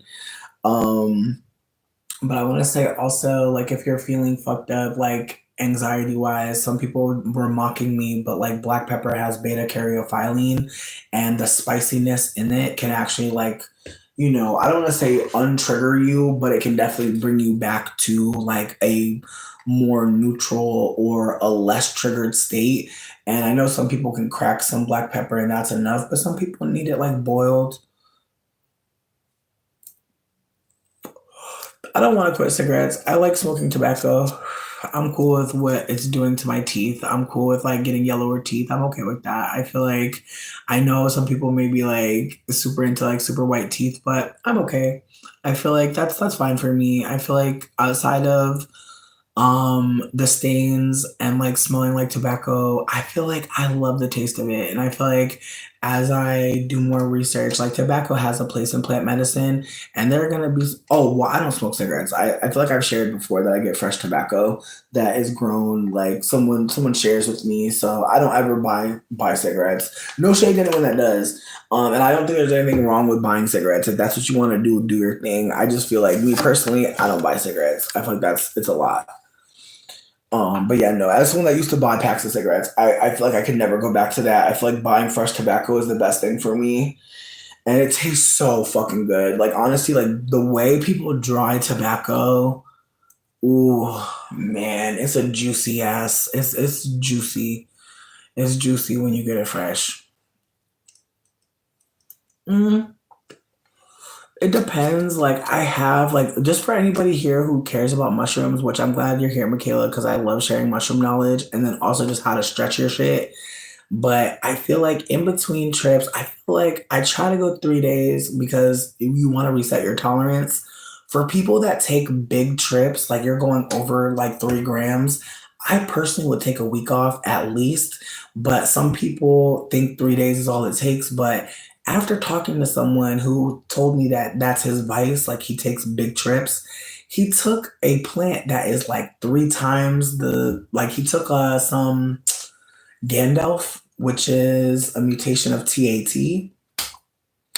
And then he took some Flesh of the Gods, the Mexicana, and the Mexicana is way weaker. And it's not weaker in the sense that like it's weak. It's just like it's a microdose strain, it's a daily strain, it's an indigenous strain. Like I feel like it's a reason why there's ceremony around it. It's a strain that is connecting you more to the earth, connecting you more to people. It's definitely not like Gandalf, that's a man-made strain. So somebody done fucked with it, you know what I mean? Meaning that like it wasn't supposed to exist. No shade. But I think that's why some of these strains that are super visual, they don't offer much because again, like they were just bred for that. And so he goes from this to try to go to that. And I try to tell him, I was like, yeah, I was like, your tolerance is probably like up there. And so taking something that small is kind of like someone that smokes blunts all day, eating a 20 milligram gummy and expecting to feel something. It's like you really not like that. Like you would have needed like a 200 milligram gummy. Then you would have felt something, but your tolerance is already really high. So keep that in mind. If you know that like you don't take many days in between your trips or you're a microdoser, that's another thing. If you are microdosing, meaning you're taking a little bit every day, keep in mind how much you're taking, friends, because that kind of had me sitting with the reality that like when strains are known to be stronger than others, you can absolutely, I don't want to say waste the medicine, but you might need to lower your tolerance to truly experience that strain because it's not the same. Um, I'm screaming.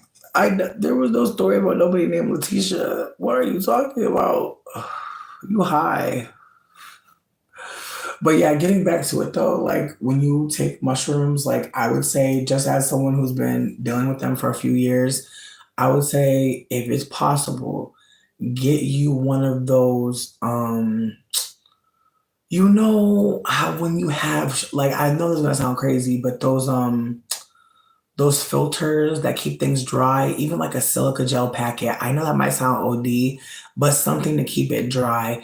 If you can't keep it in a dry place with like sealed dry, I would say keep them in the freezer. That's a good place to put them because when you put them in the freezer, you draw out any more moisture, which means that when you get to the medicine, it's going to be more potent.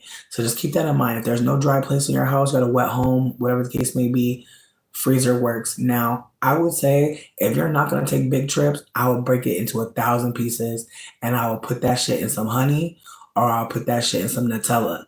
If you put it in the Nutella, it's gonna be stronger than in the honey. The mushroom reacts to dark chocolate, it reacts to lemon, it reacts to oranges, limes, pineapple, mango. Like the mushroom is a fungus. Keep that in mind. So anything that grows in a high fungal environment usually has the enzyme to kill fungus. So keep that in mind. When you're taking it with a lemon, the lemon is boosting it, but when you're taking it with a pineapple, that enzyme, you know how when you eat pineapple be biting on you, like pineapple releases an enzyme which can eat on you. So that's why your mouth be burning. That's just eating you back. So keep that in mind. So pineapple with the mushroom, sweetie, intense. Keep that in mind. I have not gone foraging, but somebody asked me to go recently, but I don't know. I got kind of scared because it's like I be wanting to do fun stuff, but I be like, I don't know, you bitch. Like, let's talk a little bit more because I don't want to be in the woods with nobody strange. Not little boot boot. Ah, focal. Elisa, I love you so much. Not little boot boot. Thank you so much. Cause it's the way I'm like, damn, am I really robbing Ryan? And it's like I'm not robbing him. Like his content is great. We love it. And let's be fucking for real. I feel like his shit about to hit like Avatar. Like I would be surprised if it's not still in theaters by Christmas. I could see this shit staying in theaters all summer the way it's going. Cause I ain't been to a movie in a minute. I ain't been to a movie in a long time. So I know the box office knows what they got on their fucking hands and they not about to play with it. They got bitches that don't leave the house. They got hermit hoes going on. I swear. But once I got that bootleg link, I'm like, sweetie, because there's a thread on Threads where somebody like again, it's the way Threads, like I love Threads so much. It's just so wow. Like I don't know if anybody else is on there. I hope you are, bitch. It's just so it's for the yappers. It's for bitches that really text. Fuck Twitter. Twitter ain't got shit on Threads. Bitches be writing books. I've read dissertations. Bitches got me reading treatments and essays. I'm telling you, like it's the way I'm like scanning datas, many datas. But yeah, so this thread started off with people talking about how many black folk were talking in the theater and how it was a movie that they felt like was, is one made for black folk to talk and be communicative and be in community. And then just underneath, there was a thread detailing a Caucasian man getting his ass beat for yelling crazy racist shit at the theater. And from there, more people were sharing accounts of what it was like to go see Sinners. And I do have that thread on my story on Instagram. And also my links on fucking my YouTube are fucked up right now. I know people think I don't have an Instagram no more. I still do. It's the same one as my Twitter. It's Chonky Buds, CH0NKYBUDZ. Yeah. There's two accounts. One of them is 1Z, one of them is 2Zs. Whichever one got the little picture that says Chonky Buds in it, that's the one I be using. The one that got me like sitting like a goddess and shit, that one is just in case motherfuckers fuck up my other shit. You feel me? Just in case we gotta run out the house again with no shoes on, bitch. I got one more. You was here for the vampires and the music. I hear you. No, you're not gonna be able to see no titties today. Thank you. If you was here yesterday or a few days ago, baby, you might have caught me. You know what? Me and Dane went to the $7. We went to the $7 showing, and everybody and their godbrother was there. Like, it was very much everybody had $7 for this shit. Which had me crying because I'm like, bitch, I know that's right. Because I'm like, bitch, I couldn't see no 1050. I couldn't see nothing. Damn, Brad. Damn, you can't even see, like, you can't even see none of my, you can't even see, like, damn. That's crazy. Like, it's moments like this where I wish I just had some spiders or some bats. Like, I feel like that's the only thing. Like, I'm not really attached to my titties. Like, I know they're attached to me, but I don't really care about them. Like, as you saw earlier, I literally use them as a backpack. I have a lighter under there now. But I'm just saying, like, I wish I could just like pull up my shirt and then like bats fly out and shit, like dead ass. Like, for when anyone tries that shit, says I got some big titties or something, I just want it to be actually it's two, owls or some shit. Like, actually it's like a Furby that don't work. You know what I mean? Just something to get them to leave me the fuck alone. You know?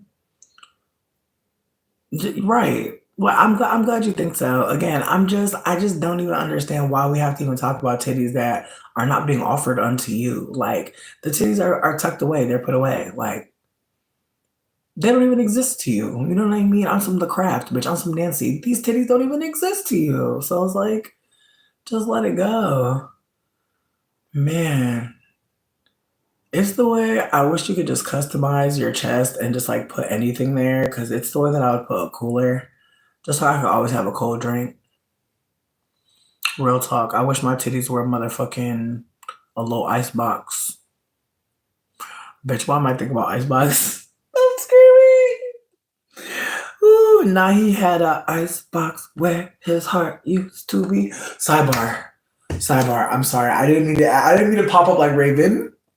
And I didn't see a vision, bitch. I see something more terrible. Oh my god, something more terrible. Oh my god, like, trigger warning for just hearing about R. Kelly. Like, because again, it's the way I don't even think about R. Kelly. It's the way I forget about Robert all the time. Every now and then I'll hear like he's he's shaking the bars, and I'm like, I I'm divested from that storyline. Like, I'm not checking for Robert at all. But baby, why did Robert pop up on the Threads timeline? I pray nobody else seen this. I pray you just have to hear about it and just get to go about your day. I pray we don't connect over this. I really do, because it's unsettling. So why did I see a woman at a fucking birthday party and somebody was holding a phone to a microphone, and R. Kelly was singing happy birthday to somebody from jail? Somebody sent R. Kelly money in jail to sing them happy birthday.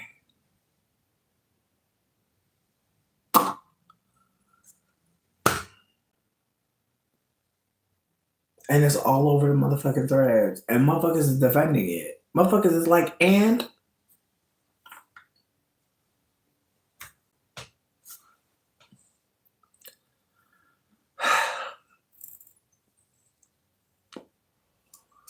I'm just like, sweetie, that's your birthday idea in 2025? Like, I'm not gonna hold you. Like, I haven't been listening to R. Kelly, and there have been moments where I did think of a song, but I still didn't do it. But it's like, to do this again. I listened to Drake the other day. I did. And Dane shamed me the entire ride. Dane kept looking at me. He kept looking at me. He kept perceiving me. Ah! Whew. It was an awkward moment, bitch. Oh, yeah. Right. I be forgetting about Robert. I be thinking he's. I'm sorry, bitch. If you've never seen Life with Eddie Murphy and Martin Lawrence, you won't get this joke. But I thought he was in the upper room. When Jesus. I was in the upper room, bitch. Swear. Mm-mm. Yeah, every time R. Kelly pops up, I'm like, he's still with us? I thought somebody had got him by now. They must be keeping him in a special cell. They definitely must be keeping him in a special cell. But then again, bitch, you really never know. It's the way people love R. Kelly. It's very unsettling, bitch. It makes me think about certain celebrities and if they got caught up in something this serious, like how people will react. Like, cause I don't want to name no names. But if certain folk was in a cell, who would you hit the JPay line for, bitch? Who would you send some money on the JPay line on your birthday? Because I got questions now. Because I didn't even think bitches was doing shit like that. But I feel like, what if y'all just left the room and I see you still? But who would y'all really like? Who would y'all put some money on their books if they was in the jail? Like, I'm being so fucking for real. Like, I'm not saying it was a heinous crime. I'm gonna put that right now. We're gonna say white collar. We're gonna say maybe fraud, embezzle. We're gonna say embezzle. We'll say embezzle. We'll say an embezzling charge. Who would you put money on the JPay to get a birthday call? And again, if you would never pay someone in jail to sing to you, I am so sorry for this content. But I'm wondering, because I'm trying to think. I don't know. I feel like I would really have to be old, delirious, have a bunch of money from some kind of settlement because, like I must have had a settlement, bitch. If I'm going after it, like if I'm doing this, I must have some disposable income from something. But if I'm gonna pay someone to sing happy birthday to me, I can't even imagine R. Kelly coming to mind. Like, that's so crazy to me. Woo, bitch. Like literally. Bitch, and I like Fiesta. Like, honestly, like, I feel sick. Like, bitch, it's the way I used to jam to Fiesta. Florence, I'm screaming. Wait, dog days are over. You know what? I literally just had you know what? We about to have a moment. We about to have a moment.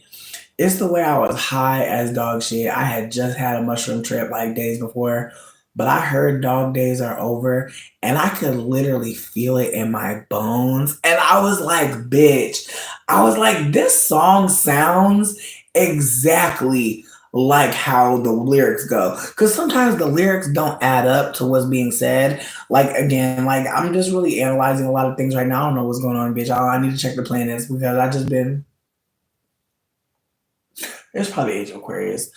But anyways, so I heard that song Dog Days Are Over the other day, and I was just like, that song sounds like coming out of depression. Like it sounds like knowing that like shit is getting better for sure. And again, it just had me thinking about just all the songs that sound like happy to me, like songs that like when you hear them, like you could tell by the tempo, by the chords, by the scales, like all the layers that it takes to create music. Like they literally were like, I need this song to be antidepressive. Like I need this song to like have like sunshine in it. Like it has to have like cleansing, healing, antimicrobial properties. And I just feel like that song really does remind you like shit's gonna get better. But again, it's the way I was in the car just vibing out to Florence and the Machine. But you saying you'll put money on her JPay, I actually understand. Like I actually feel you. Like if you needed that song, fuck happy birthday. If you needed Dog Days Are Over sang to you from the JPay line, I actually understand. Like I actually feel you. High key. I'm glad we can have that moment together, but I'm trying to really think still. Low key, I'm gonna say if I was in jail, because I feel like it makes it crazier. Like, who would you use your JPay credit to call who's also in jail? And I feel like I would call Mary J. Blige. Like, if me and Mary J. Blige are in jail at the same time, I would definitely need that. I would need that immediately. But if Mary J. Blige is in jail, I'd definitely put some money on her JPay. Just because I feel like I wouldn't want her to sing. I would just want her to get some weed through the systems. Because, like, let's be real. It's weed in there. It's definitely weed in the jail. I would just want her to put some money on her blunt. Like, literally, I wouldn't even want nothing. Just talking to her would be enough. But yeah, but if I would be so dramatic to be like, sing to me, it would be Mary. Just because, again, Why is she in there? Don't know. Embezzle, unfortunate, but I'd still want to hear it too. But again, it's the way people got money on R. Kelly. I know he sounded like he was eating. The way he sounded, like when I heard R. Kelly singing, I was like, he sounded like he getting good food at the motherfucking at the jail. None of that orange is the new black rotten shit. I'm crying. Imagine trying to make me feel bad. And that's how I know y'all feel ugly. Like low key, like some people be telling on themselves.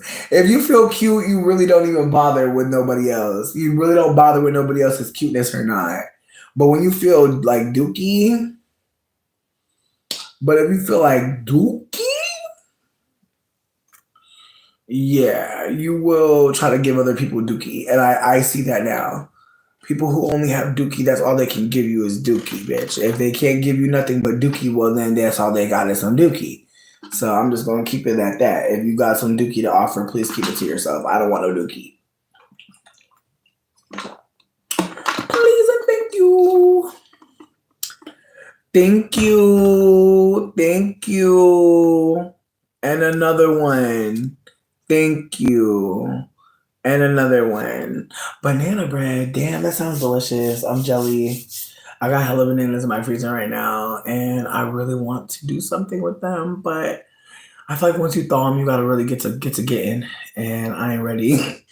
Like I just want to experiment. I just want to make something in the blender and bake it and see what happens, and just see like if my measurement is off. Because I seen this good ass recipe for fucking a lot of things, bitch. I seen so many good ass recipes, but there's a part of me that's like, I might just make some pizza. But low key, that fucking mac and cheese. I don't know. I feel like I'm gonna toss up. It's either gonna be mac and cheese or pizza or Mediterranean flatbread. I can't call it. I'm not sure. Ooh, it could be a BLT pizza. Ooh.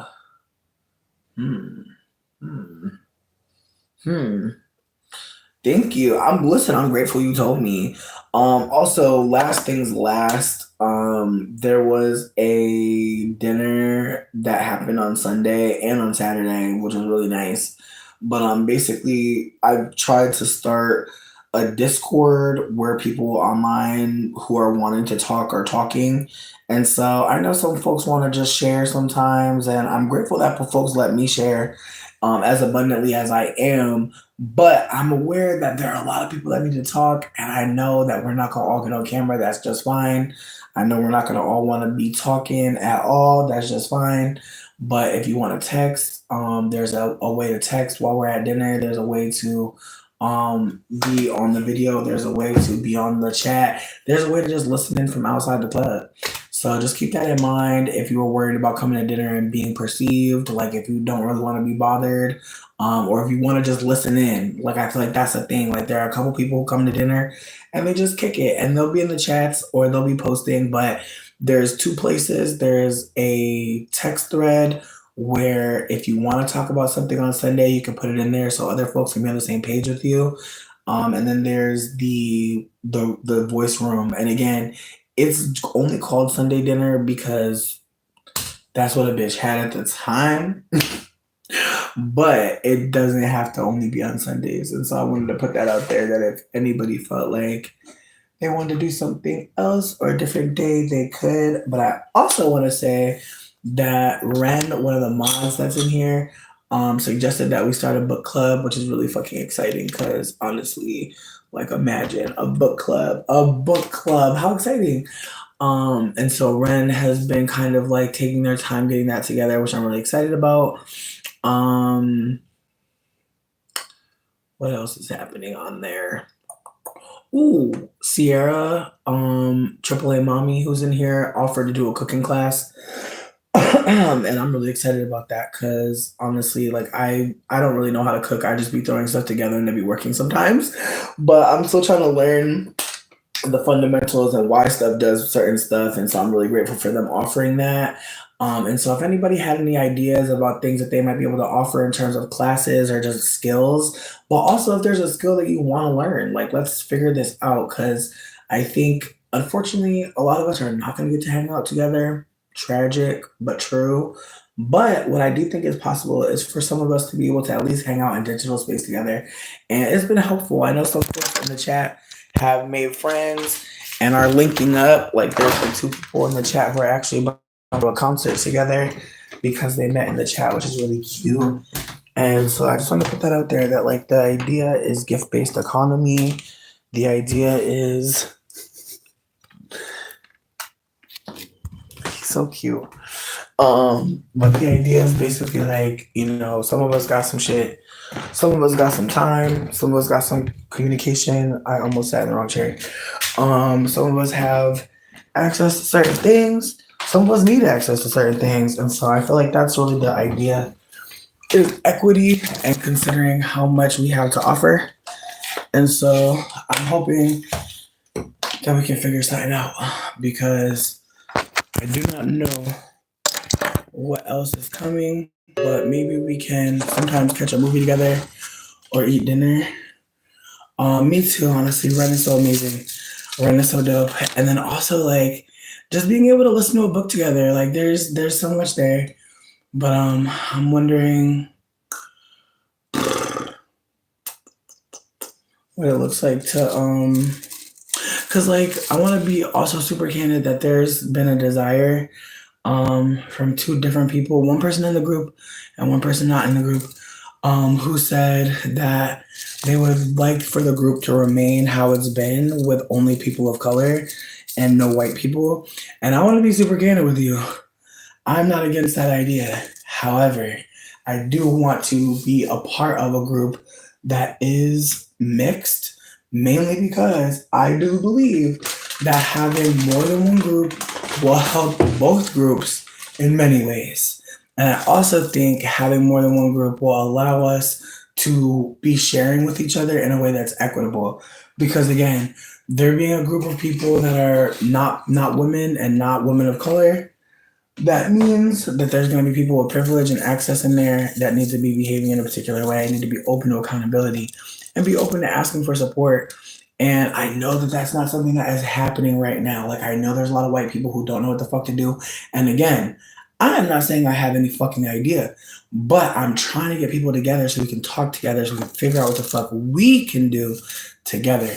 Because there's going to be a time where we may need to actually mobilize. And I'm saying that as someone who realizes that as much as I have been talking, I have not been listening. And I want to be more of a listener. And I feel like that's also part of why I'm trying to facilitate these spaces, because I feel like I've done a lot of talking. And I'm grateful that people have listened for as long as they have. But I know that there are people that have not been talking, and maybe they will now, and maybe they haven't because nobody was listening. And like, I'm wondering, like, all the time, like, how many people know things that we'll never hear because they just are at work or they're, taking care of a baby. Like, again, I'm trying to make the space as accessible as possible. There's currently no captions in there, which is unfortunate because, again, I want to be mindful. Like, I keep on hearing about how like deaf folk and blind folk are left out of so much discourse around just anything. And like, I'm trying to figure out what that could look like. So if anybody has any ideas, please reach out to me because that does matter. And I know that there are going to be people who are perhaps hard of hearing, who can't sit in on a live and need things to be transcribed. Yo, Stephanie, I'm honestly like, I'm in a good mood because I know that today I did some things to care for myself. Like, I feel like I did a couple things to do right by me. But I also feel like I'm about to watch Sinners again. So I'm trying to get high as fuck because I feel like I was crying throughout that whole fucking movie. Like, I feel like, again, I'm not trying to spoil it. I feel like I'm trying to keep it respectful. I know everybody hasn't seen it. I did post a link in the community tab, but that movie is very, if you know what you're seeing, it's very emotional. Like, some people was laughing. There were some moments that were funny, don't get me wrong, but some people were laughing when it wasn't funny. And so that's also why I posted the link.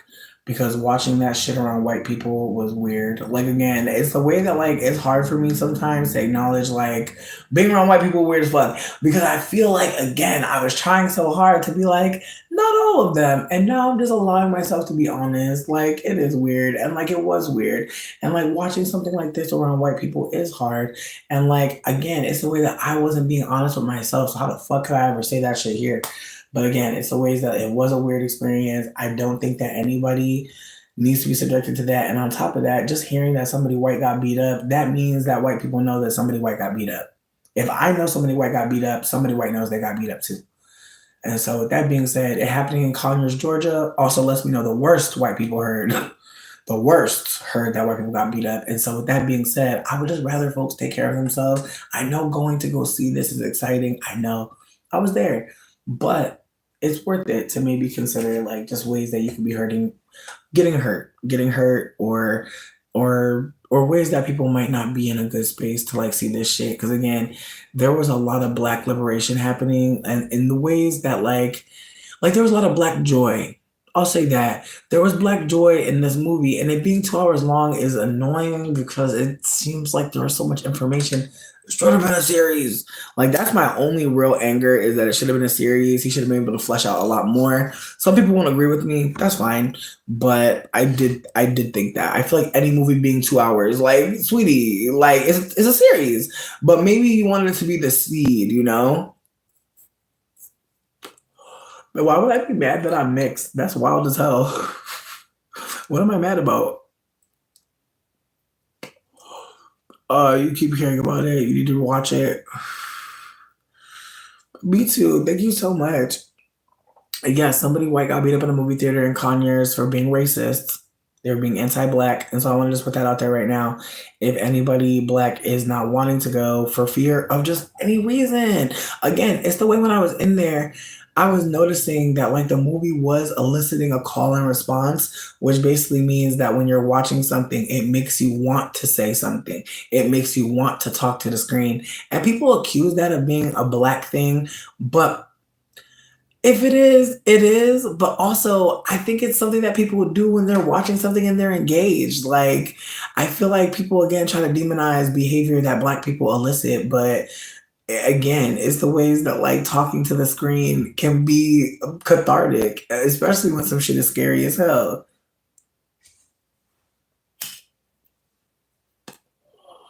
You're right. You're right. Because when I saw Get Out, the way white people was in the theater looking around, looking scary, like bitch, I had to stop looking around the theater because I have a habit of doing that. In the middle of a movie theater, I look around at people's faces. I just can't help it because I wonder like what people are looking like what they're feeling, like because you can sometimes tell.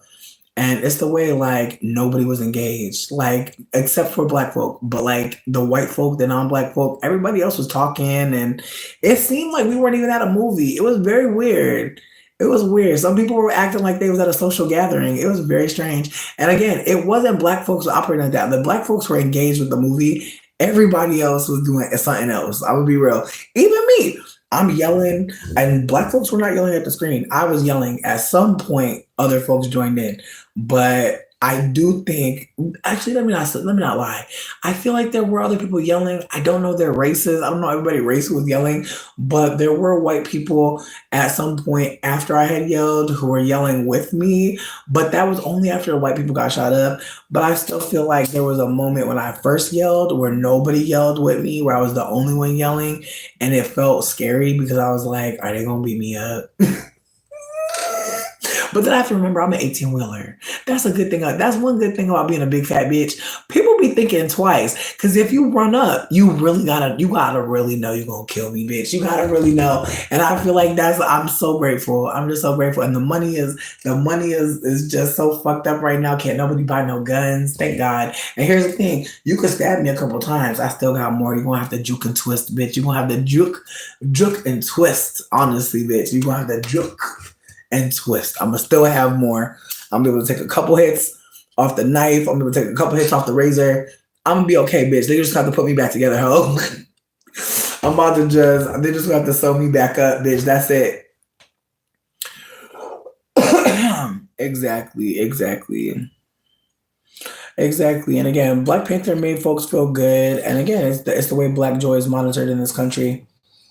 And so there's a part of me that feels like that's another aspect of like all the bullshit that's happening, or even a white man feeling emboldened to be anti-black in that setting. Again, it's just wild. But again, it's important to pay attention to what we can do to reduce harm. I know there are moments where like it seems like what would make sense is to go over there and maybe fight back. But I personally feel like it may not be worth it to entangle yourself with white people who want to fight. You know?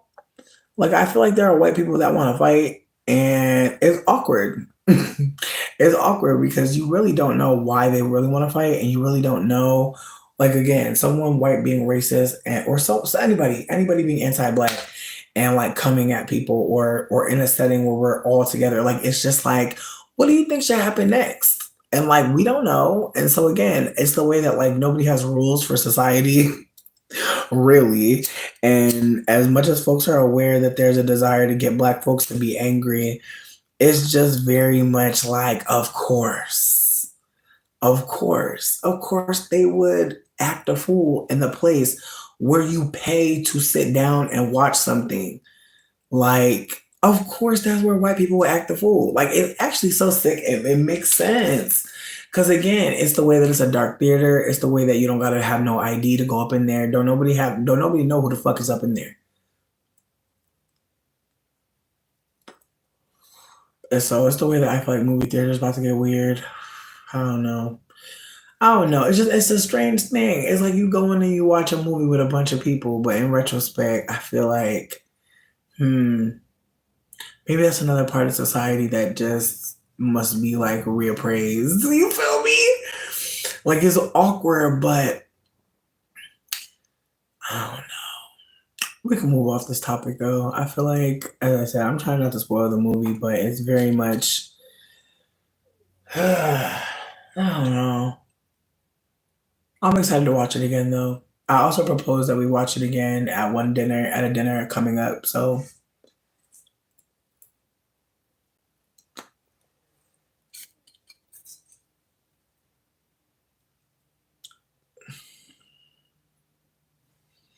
you're not wrong. I don't know why, but I just started thinking about this scene in Inglorious Bastards, like the very beginning. And I feel like that's what this movie felt like as well. If you've ever seen Inglorious Bastards, I'm not saying to watch it. I think it's okay. I feel like, I don't know, I feel weird about movies that deal with Nazis, that deal with, like, I don't know. There's just some movies I ain't trying to see. And movies from the 1930s, movies about black folks existing outside of enslavement, but still very close to the plantation. Like those are movies that people really hold dear to them.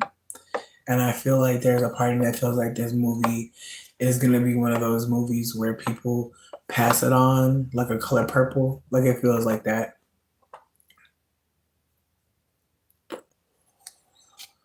But I don't know. I feel like I'm really excited for this summer because I feel like this summer is gonna be a summer. Like people are really in their spirits. It's very interesting. Again, going to that movie, ooh, it's the way people were talking like they want to be heard, and I love that. But, ooh, yeah, I just think it's time to get serious about security. Dead ass, because again, it's the way that like, it's again. I'm not saying a white person getting beat up is what I want. What I'm saying is, it's gotta happen, and it's unfortunate white people didn't start beating up people more. It's sad but true. Like white people could have been handled this over a couple weekends. They could have, right? But they really couldn't have. Like honestly, again, I'm over here trying to make fun, but it's like it's the way whiteness is very much like once you leave your home nest, you live with man nest. you live with partner nest, and then you stay away from them until you have children, and then you all hang out together, and then someone has to take care of someone like hot potato. Like again, it's like I don't purport to know all what white people are up to, but I got white folk in my family and my shit's in shambles. So that's all I gotta say. Whew.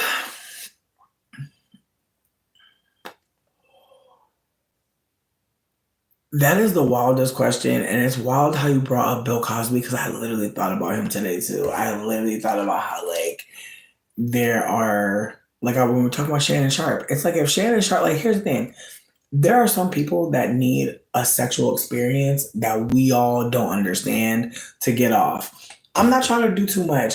I'm just trying to offer that the historical context to his sexual experience is one that I've been trying to pay attention to for a little bit because again, it's the way that I've noticed that there are just some folk who like in our society are called certain things, are looked at certain ways, and so when they get behind the bedroom door, like they're doing something to maybe confirm, affirm, or maybe deny those things.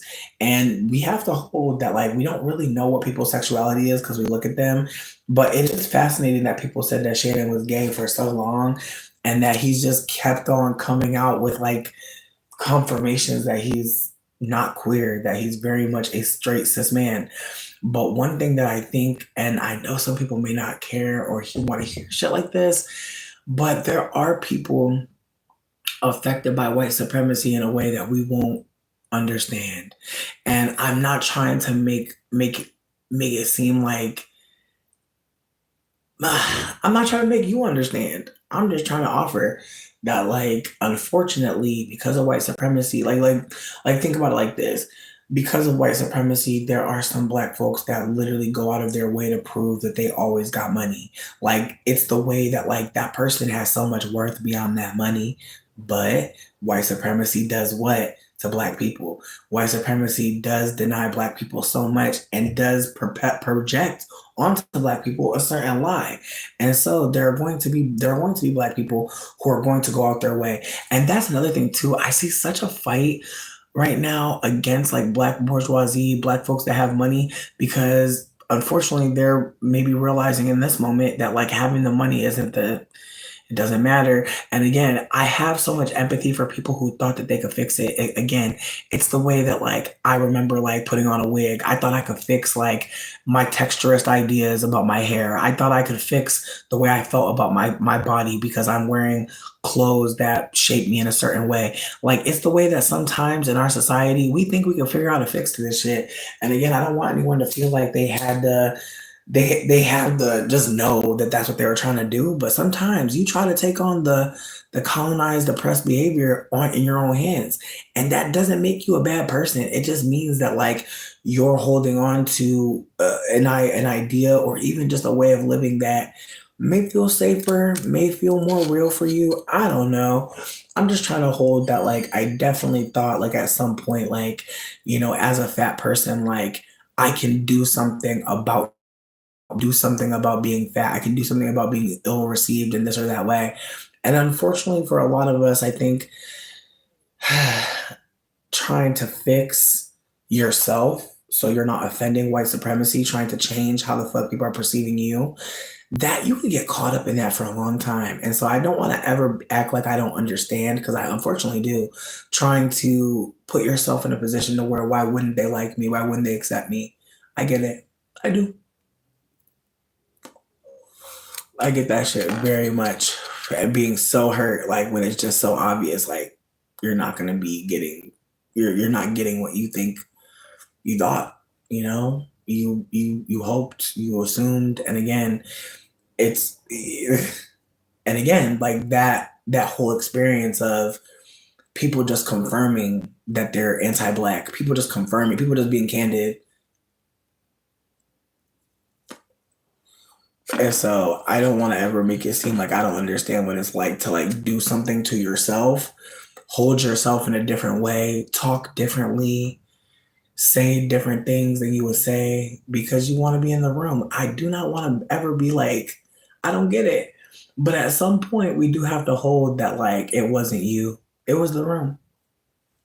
And that's harder to hold. It's fucking crazy, but it's so much harder to hold that the room's fucked up and not you. So much harder to hold. It is. Because it's out of your hands. And if you're someone that has anxious attachment, you may want to try to control shit. You may try to want to, cover all your bases, and that's just when you really can't. Again, white supremacy don't make no sense, so don't try. Don't try to don't try to understand it. It's not understandable. It's very much based in delusion. It's very much based in jealousy. It's very much based in inner hatred, and that's another reason why it's persisting. Like motherfuckers are clearly not dealing with what's going on inside. But I'm gonna let y'all go. And see, that's the thing. Scallion, I'm glad Scallion said what they said. I'm gonna block them because I don't want no more white people talking to me right now. But that's the thing about it is like there are so many white people who are very angry that they are seeing black people, period. They're angry. And so, like I said, it's the room, bitch. It's the room. Like, notice that was the room talking. He felt hit. That was the fucking room. It's not you. The room talking about there's black fatigue. What the fuck do that mean?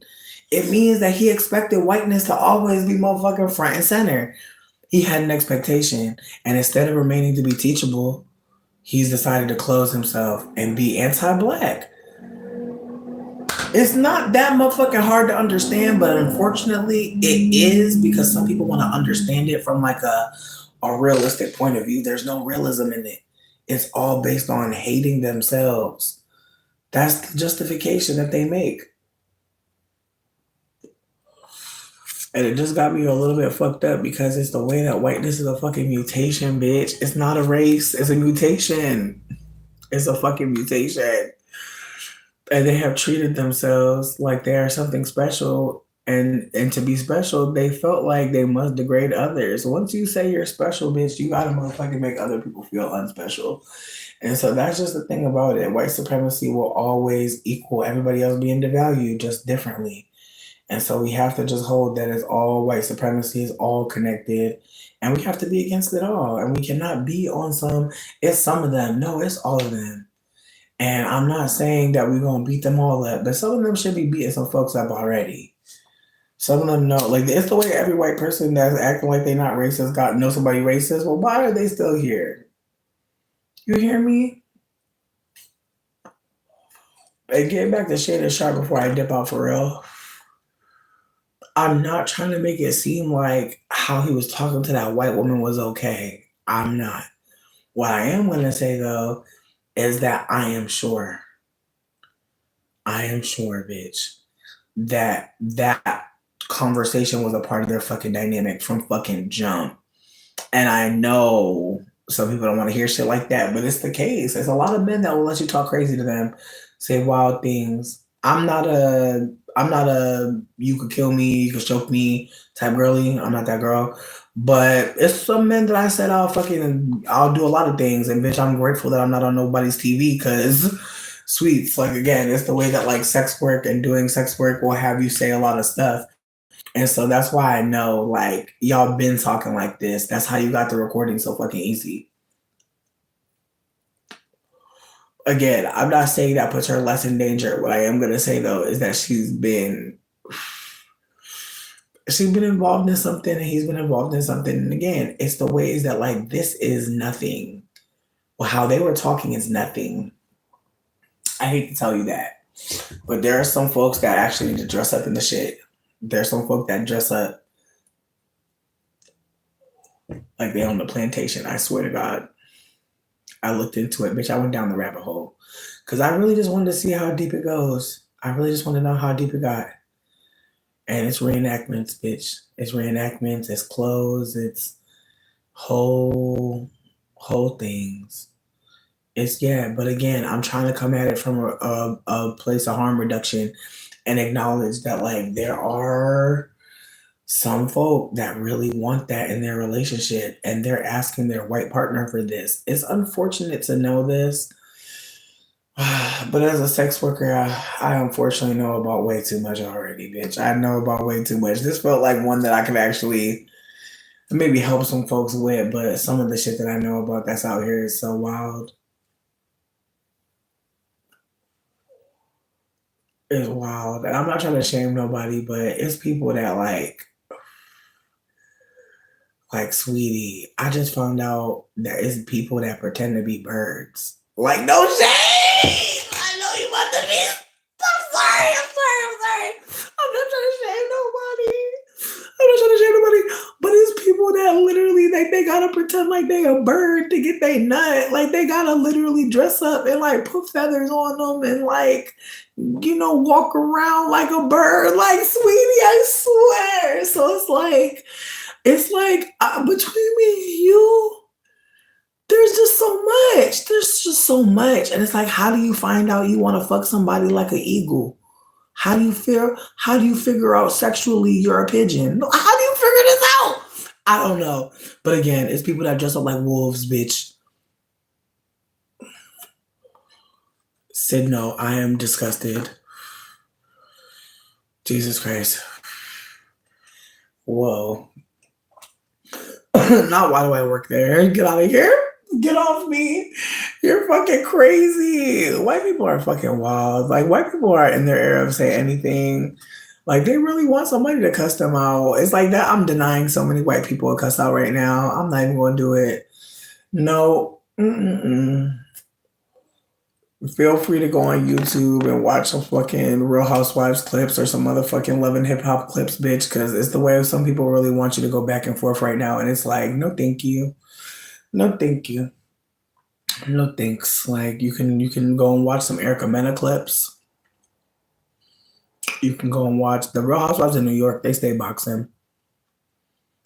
Yeah, no, again, like the whole concept of like people, I'm screaming, Nima, you're wild, but thank you for that offering.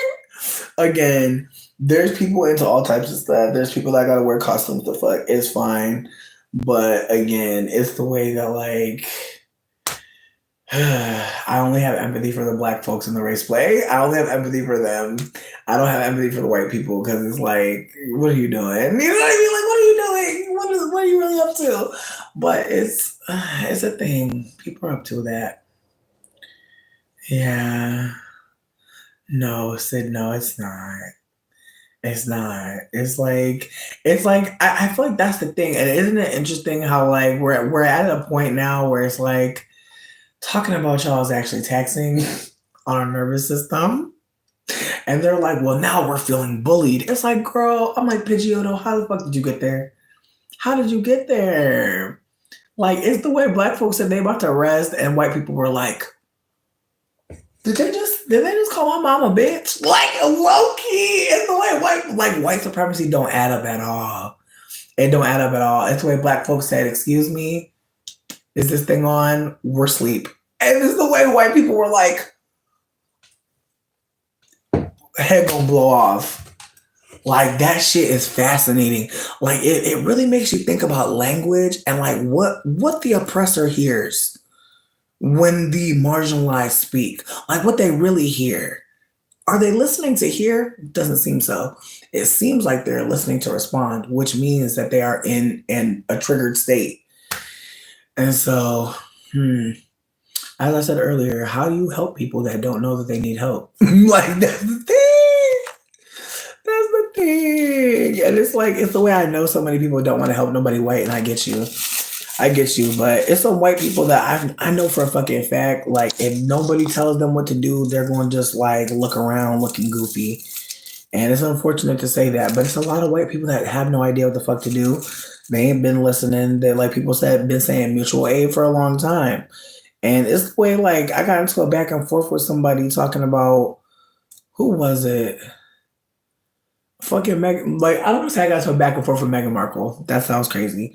But I did reach out to her because I was like, sis, I'm like, I feel like during the middle of the fucking campaign for Kamala, I'm like, can you donate again to the Loveland Foundation? Because I just feel like this is not your place. Like, this is not your place. And it bothered the fuck out of me because I just feel like You're like one of the most famous mixed people, and you're literally willing to like just be used in this way. And again, I know some people want to say Kamala is a better option. That's fine. That's fine. I'm not about to fight with y'all. I feel like, unfortunately for us, we live in a white supremacist world. We do. And the election was absolutely not won by Donald Trump. It was absolutely not a tie. Kamala truly actually won, but in my humble opinion, I feel like she actually won. But I feel like it made more sense to give it to Donald Trump. Now, some people might look at the numbers and say, "Bitch, how did you get there?" But here's my thought process: so many people didn't fucking vote, and we have to hold why they didn't fucking vote. They were disillusioned.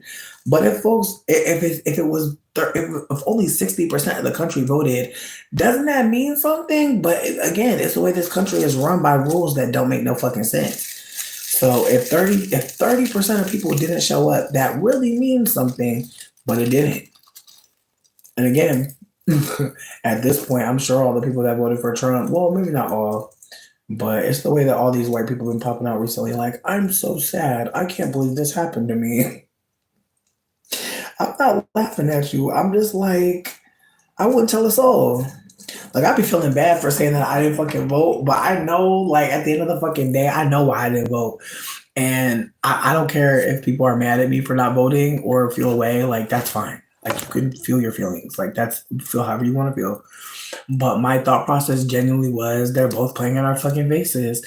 And unfortunately for the rest of everybody else, they both were playing in people's faces. And I know some folks don't want to talk about that, but that's fine with me. I will be over here thinking my thoughts, feeling my feelings. But I know some people feel like Donald Trump is the devil. I disagree. I think that unfortunately white supremacy really got us here. And I know some folks don't want to talk about this, but calling Kamala black after the fact, like, let's just let it go. Let's just be candid. She was a mixed woman who was tapped because she was already in the fucking White House. I'm not saying she wasn't qualified. I would never say that. What I'm trying to offer is she was tapped after Biden just randomly dropped the fuck out because he couldn't do it. It wasn't a good fucking lead up for her. Like, they really botched her fucking presidency with that shit. Instead of just having it be, I'm passing it to her. It was never giving that he was giving it to her. It was giving he had no choice because of health decline.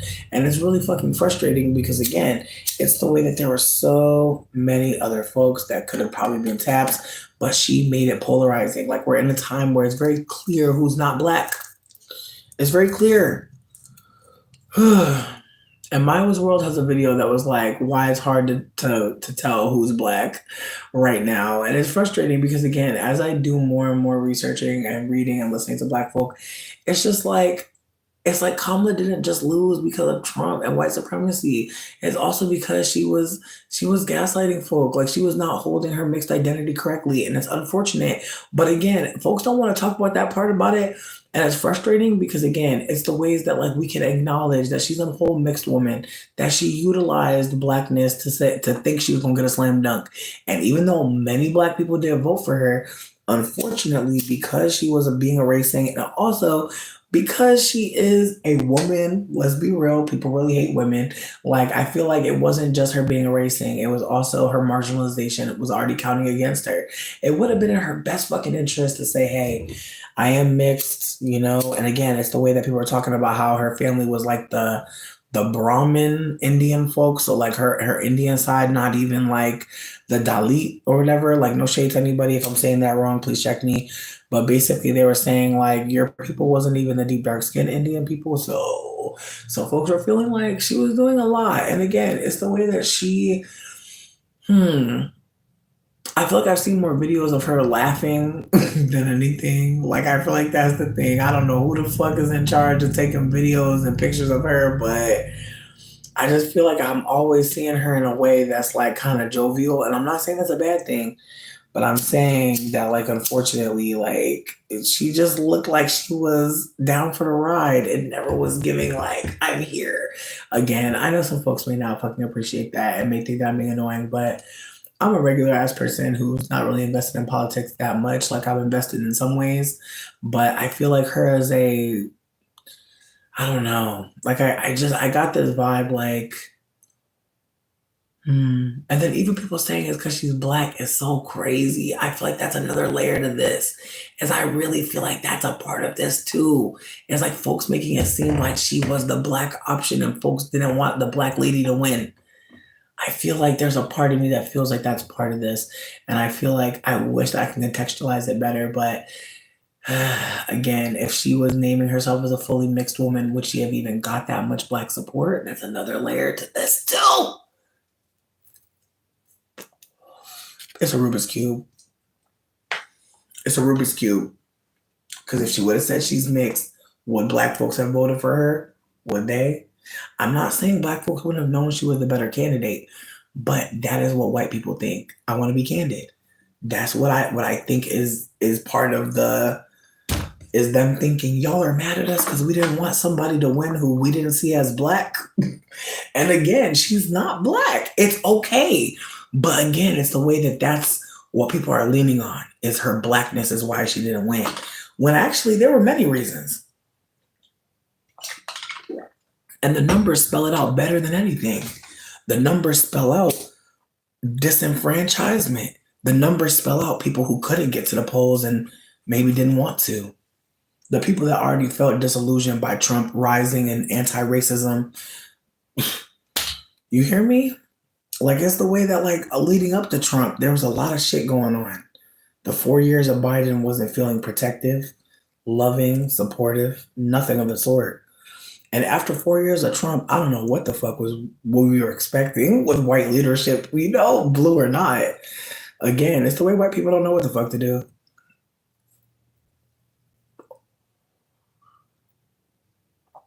Again. But here's the thing, her leaning on identity politics is real, but it's more obvious in retrospect. And I don't want anyone to feel bad for what they did during this election. I think that's another layer to this too. Is a lot of people feeling like you're the reason why the next 4 years are gonna be fucking totalitarian. And it's like, no, it's really not. Like I know it's tempting. But I feel like Kamala or not, we're still dealing with Putin. We're still dealing with Ukraine. We're still like Donald is more concerned with scaring people. Like that's the kind of leader Donald is. He over here like, I'm gonna tax you. And then he talking about some people calling him, talking about can we do a deal? That's the whole point of this. Like he a fucking bully, and that's why again, I would not be surprised if there's a plan, bitch. If there's a plan already, I would not be surprised. And again, I don't want to wish nothing upon us, but baby, we are the Fire Nation. And so I think we're going to get hit with some shit that ain't even meant for us. And folks want to think it's something different, but we ain't never been through nothing like this in our lifetime. You and I, we've never been through anything like this before. We haven't. And so we can't keep on saying, it's been no. And again, I've seen people telling people they fucking crazy and shit. For years, I've seen people say people is crazy. But at this point, I think this is the first year of my life I've ever been scared someone's gonna break down my door. Swear. First year of my life ever. I ain't never been afraid of nobody coming to get my ass for shit. So, and baby, what I do, that's a luxury. It's a fucking luxury. So, this is the first year of my life where I was like, you know what? I got to get comfortable with doing everything that I want to do right now. Because if I even think in my body that like something could happen to me, like I can't live like that. I can't live like that. So I got to live in the way that I can until they take my ass away. Because I'm not going to be living scary as fuck. But it's the way that this is the first time in my life I've ever been thinking, I don't know if I should post this. I don't know what can happen next. Like, it's the first time I ever been like, You're right, Aleo. You're right. I know that people think that Trump is the devil, but I truly don't agree. I think the devil is whoever's controlling Trump. If folks think for 1 minute that Trump is a free agent, you're not paying attention. That man is not very clever. But He is excellent at distraction, which is why I truly believe COVID is a part of his doing. I truly believe that. I think he put the Dems in a weird position for 4 years, and we're still not masking like we need to. And I'm talking to myself, bitch. I'm not trying to drag you. But it's the way that, like, we all in the theaters, aren't we? Ain't nobody wearing no mask in there, are we? Mm-mm. Again, it's the way that it feels like we're living in a book. And I'm one of those people that sometimes if the book is real good, I might skip a couple pages if they're boring me. And so can't skip here. Kind of got to go through it all. And you said 30% of people can't vote. And that's a thing. That's the thing too. And again, it's the way that if I wanted to vote, I low-key couldn't. Because I'm currently undocumented right now, which is so exciting. So exciting right now for me. I love it right now. I love being here. But yeah, and I don't feel comfortable trying to get documents at this point. Not right now. Mm-mm. No God, no God, no God, no God. No, thank you. Mm-mm. But yeah, no, I am without documentation, and I already knew I wasn't gonna vote. I haven't been voting for a while. I voted for Obama, but that was my last vote.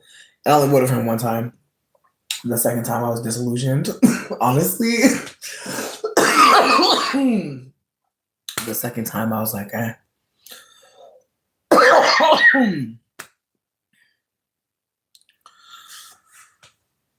And so, yeah, I appreciate you for acknowledging what's going on with Kamala because, again, I never want to make it seem like I'm one of those people who are like, fuck Kamala. She's, yeah, like I'm not thinking about her in that way. I'm more so acknowledging that there were many layers to why she lost. And it wasn't that like people didn't want to vote for her. In fact, she inspired many people to vote for her, but she did use identity politics in a way that was actually quite dangerous. And that's a big part of like my energy is like I talk about being a mixed person a lot. And I do that because I want people to hear the thoughts of a mixed person. I do not want people to think that I'm a black person. And I know I've said I was a black person. I try to explain that like when you're born in a family full of mixed people who look all different types of ways, some of us are held differently. My youngest brother is not held like a black person at all. And there are times where I have to hold that like my brother who is brown skin, he is not held like a mixed person because people do look at his brown skin and his features and they say he is a black person. The same thing happens to me depending on my hair. If my hair is like this, people do readily assume me as a black person.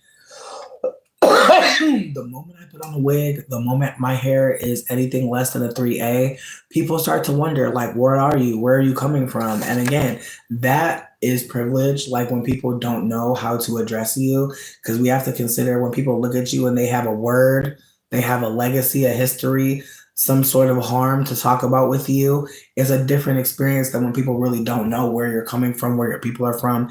And I didn't realize that. I feel like that's another layer to this. Is like there are a bunch of mixed folks that I've talked to recently who said that they don't call themselves mixed because they felt like they're exotifying themselves. And unfortunately, I feel like some of us forget that like we are mixed. Like we are mixed. Like we don't necessarily have to consider like what that like I don't want to say that like saying that you're mixed hurting someone we shouldn't care. What I'm trying to offer though is that that person being hurt by someone saying what they are, that's their pain. That's on them to hold and to work through. And unfortunately, there are going to be some people who see me and see a black person. And when I talk about being a mixed person, talk about having a white passing mom, they may be like, fuck this. I don't want to hear about this. That is so real. Like, please do not feel like you have to stay here.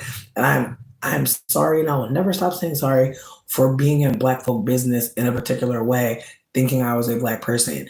I did not get here by myself, but I also want to be acknowledging that I did have moments where I had heard and I wasn't listening still.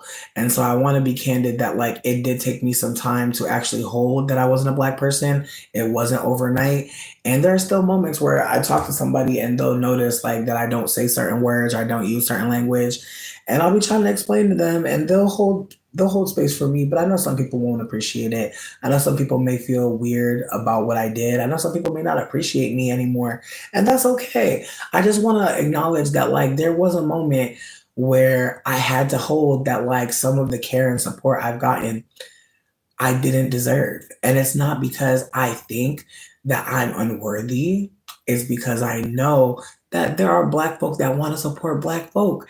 And that's what they should do. And if you're not a Black person and Black folks are wanting to support Black people, it's important to acknowledge that reality. And so I'm just trying to hold that, like, I'm not trying to come from like a self degrading place, you know?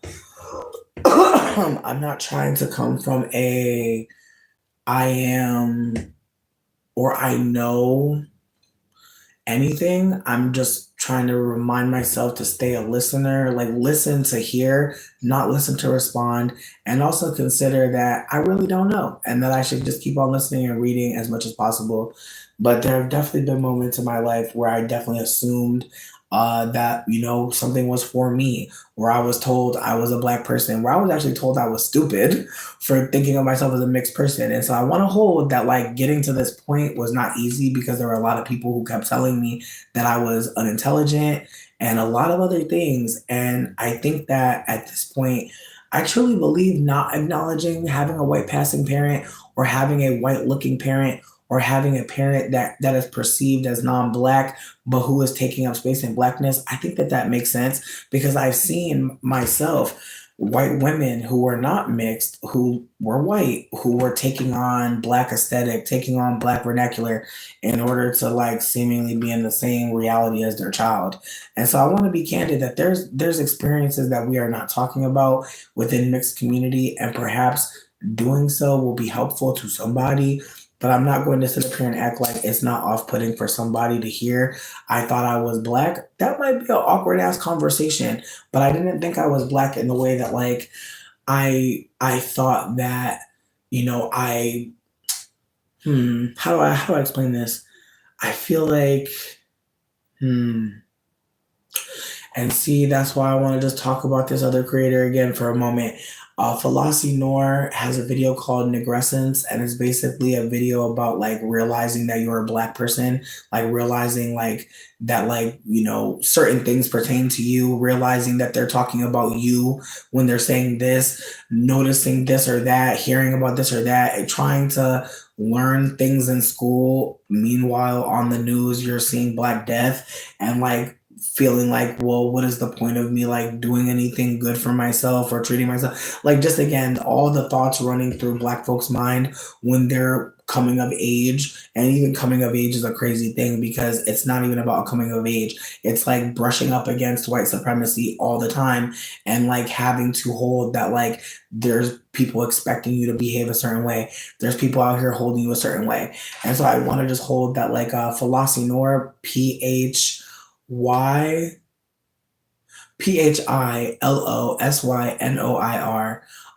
They have a video called Negresence, and they also have a video called Diary of a Mad Black Man. I feel like those are two companion pieces. Personally, their content is like fine wine or good chocolate. It's very much, you know, you. I feel like if you try to eat it all, baby, you're gonna be having a tummy ache. So just try to, like, you know, sit with the pieces, sit with what it's sharing, but basically, like, I don't remember exactly when I thought I was a black person or exactly the moment that it was told to me, but I do remember moments in my youth where, and again, this is where it comes into play that I'm obviously a mixed person because there are moments of racism that I experienced that had me being like, okay, like, it doesn't matter that I'm telling people I have a mom who looks like this, or like, I would tell people that I'm mixed. I had no problem doing that as a youth, but at some point it became very clear to me that like there were just going to be people who would just randomly, you know, say something anti-black and do something anti-black, say things to me to indicate to me that they didn't like black people. And again, the ways that like now I'm like, oh, some of those people were trying to tell me that they liked me and that they don't like black people, but I'm cool. Like, again, the ways that like some people would, you know, I couldn't go to certain people's house because their family was racist, and they would tell me the way that I couldn't talk to certain family members of certain families because their family was their family member was racist. and they might be da da da, or somebody's mom saying they can't be in my house without slippers on, type shit. Like, just who knows? And so again, it's the ways that like there was never any like we're black and we're happy and we're full of pride. No, that was not happening in my household. It was very much like white passing mom playing neo soul all the fucking time, random black man boyfriend who is like in the household not contributing much but like always down to beat you. And so again, it's the ways that like when I'm out in the world and people are talking to me, yeah, I am definitely being seen as a mixed person. And then there's moments where people are like not enough, and then they're anti-black. And so again, it's the ways that I was thinking to myself, all of these anti-black experiences, I must not be like seen as a mixed person. Like it must not be a thing that's like here or now. Or, and again, it's the ways that I'm always knowing I'm a mixed person, but it's the way that I'm taking on like the I guess reality that like, and in the moment I'm holding like, yeah, I'm mixed, but, and then I'm also holding that like saying that I'm mixed and like the way people are looking at me, say I was mixed. Damn, did my thing. But there's moments where I would say I was mixed. Welcome back. There's moments where I would say I was mixed, and then people would be like, I don't want to say annoyed, but just looking at me kind of confused. And there was always this, not always, but there was a critique about people saying they're mixed and they're not, and like just like trying to like maybe like stop people from saying they're mixed because of colorism. Like in retrospect, I feel like that's the whole spirit of that energy was like, oh, some people say they're mixed and they're lying, and it's like, well, why would people lie about being mixed? And so again, that whole aspect of things, and then knowing that like if I say I'm mixed at some point, that like I'm disconnecting myself seemingly from blackness. And again, the ways that I didn't want to do that, but the ways that I also didn't want to be exotifying myself. And I heard someone mixed say that recently, and I'm like, because again, it's valid to feel like you're being weird, but I also want to hold that like some shit is for other people to hold. Like some people have to hold that like we're not black people. And if they did that, who knows what would happen next? That's on them to figure out. But again, not realizing that or not having any elders to tell me that, I'm definitely operating trying to like not make anyone feel uncomfortable. And so I'm overly assuming myself as a black person, unfortunately. And so with that being said, that is not something I'm doing at this point. I want to say thank you to creators like Miles World, for making content that really helped me decenter myself from blackness and acknowledge like the ways that like I've caused harm. Mm. Uh, hmm. I don't think Julesy identifies as mixed, but I like their content, and they definitely did a video about Amanda Seals recently that I felt like was really great. Like I feel like I watch a lot of content about her because again, I be trying to hold space for my people. Like I can tell like she cares about blackness in some ways. Like I feel like she cares. But I also want to hold that like there's times where people will be like holding politics or like being aware of language, and they'll be using that shit to hurt people, and it sucks because again, it's the way that I see myself in that. Like I see like the indignancy and like the feeling of like I know something, like listen to me. And it sucks because again, there are moments where like it's not about what you have to share, it's about how you're coming. And so again, I'm trying to remember like what's my spirit, because again, like there are times where you got some good shit to share, but your spirit is coming across like you're about to be maybe disrespectful, rude. And again, I know some people may feel like that could be harmful to assume people's spirit, but sometimes people will say things, give us great information, but the spirit in which they wrote it, we not even reading that shit. We're like, whoa, why did you just cuss me out? Why did you respond so quickly? And again, it's the way that like, how the fuck are we gonna know anything if we don't listen to each other? But more importantly, the ways that we're all trying to understand what the fuck is happening, but at the same time, I don't know if that's always true. Everyone's trying to figure out what's going on. But again, it's the ways that getting back to my point, that like I'm gathering up instances of anti-blackness and being like, I should be outspoken about anti-blackness. That's how I got to the point where I was like posting about anti-black things happening and talking candidly about like anti-black things that I had witnessed. Like I was trying my best to consider that, and I'm not trying to do too much, but I feel like Nina Simone talking about being an artist and reflecting the times. And it just made me think about how, a lot of my content in the beginning, like I was just like putting on clothes and being a fat bitch that, dressed cute. Like, and that was great for me because like, unfortunately growing up, I wore a lot of ugly shit. And so I feel like in the beginning of my YouTube career, like I was genuinely like trying to, be beautiful in a way that made me feel good. Like I feel like me taking pictures and getting likes and like getting social media care was definitely something that I had noticed and was grateful for. But like making videos and having people listen to my thoughts and be visible and be sharing anything, like that really did give me a lot. But I also have to be candid that like being able to create content and exist and be liked and be received well, like that can definitely put you in a delusional space where you just start thinking you can do anything.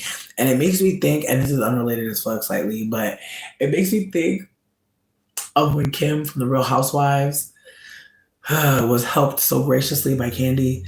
And Kim can't sing, we know. But with Candy's help, no one cared. And again, it's the ways that like there are times where like you're getting support and you don't fucking deserve it. You're getting access and you didn't have to work for it. And I'm trying to just hold that there are gonna be so many people that create content where like there's no like they were posting pictures and people cared and like they're now, people are watching now. Like there's going to be people who have a lot to share and we're never gonna hear about them unless like we consider that like people that don't have many followers, people that don't have a lot of likes or whatever the fuck, they're still worthy to check out. And so I'm hoping I can segue this into acknowledging that like, me posting online, there was already a space created for me. And honestly, now with like the rise of like the Zendayas and like all of the other light skinned people who exist very openly as like aspirational material, like we have to just hold that like there's some folks that we're gonna see because like people are wanting us to see them. And so I think that like for the most part, YouTube wanted people to see me. YouTube was offering me brand deals and all types of shit. And again, it's the ways that like, what did I really offer? I'm not trying to diminish myself. I'm a graphic designer from Boston. I literally have no social media training. I don't know how any of this shit works. I just came online and just started talking shit. I edited a couple videos in the beginning. At this point, I'm not doing any of that shit. But I just want to be candid that like some of us are only being watched because of our identities. And so we have to hold that there are some people who have so much to share, but the ways that like the algorithm will or will not pick them up, like that's a part of this as well. And so again, it's the ways that like me making content in the beginning of my YouTube career, I remember people fighting me about having privilege or not. Like people dragged the shit out of me for talking about having privilege. And again, this is after being homeless like 50, 11 times. And I want to be candid, being homeless is devastating, truly. But I have to also add an asterisk. It's different. It's different when people watch you online. Like I have to be candid, like being homeless in that van for the summer, like that, like being able to go to hotels, being able to eventually find housing, like that's not everybody's experience. Like I've seen people be homeless for a minute and I've seen people have to live with family. And like, again, I can't do any of that. And so I want to be super honest that like, however I can help, please reach out. Cause if you're about to lose your spot, whatever the case may be, like I just want to be super candid that like I've literally only survived because I came on the internet and I had no idea when I started that that's what was going to happen. I thought in the beginning that like, my partner's buying me a camera, I'm gonna just talk to people like blah, whatever. And then it started getting like hella deep and I'm over here talking about things, making reviews and being goofy. I tried to start a rap career. Don't look back there. Don't look back there. Please don't look back there. Please don't look back there. It's bad. It's bad. But again, I'm humble. I'm gonna leave it. You know what I mean? I hope nobody ever sees it. I really don't. I'm only talking about it because I'm disgusted. Because I found it again and I was like, damn bitch, I thought this was a hallucination. But anyways, moving on. So This channel is the ring. I've said this many times. You have 7 days, bitch, to have a good bowel movement. Right? Right. It could be worse things.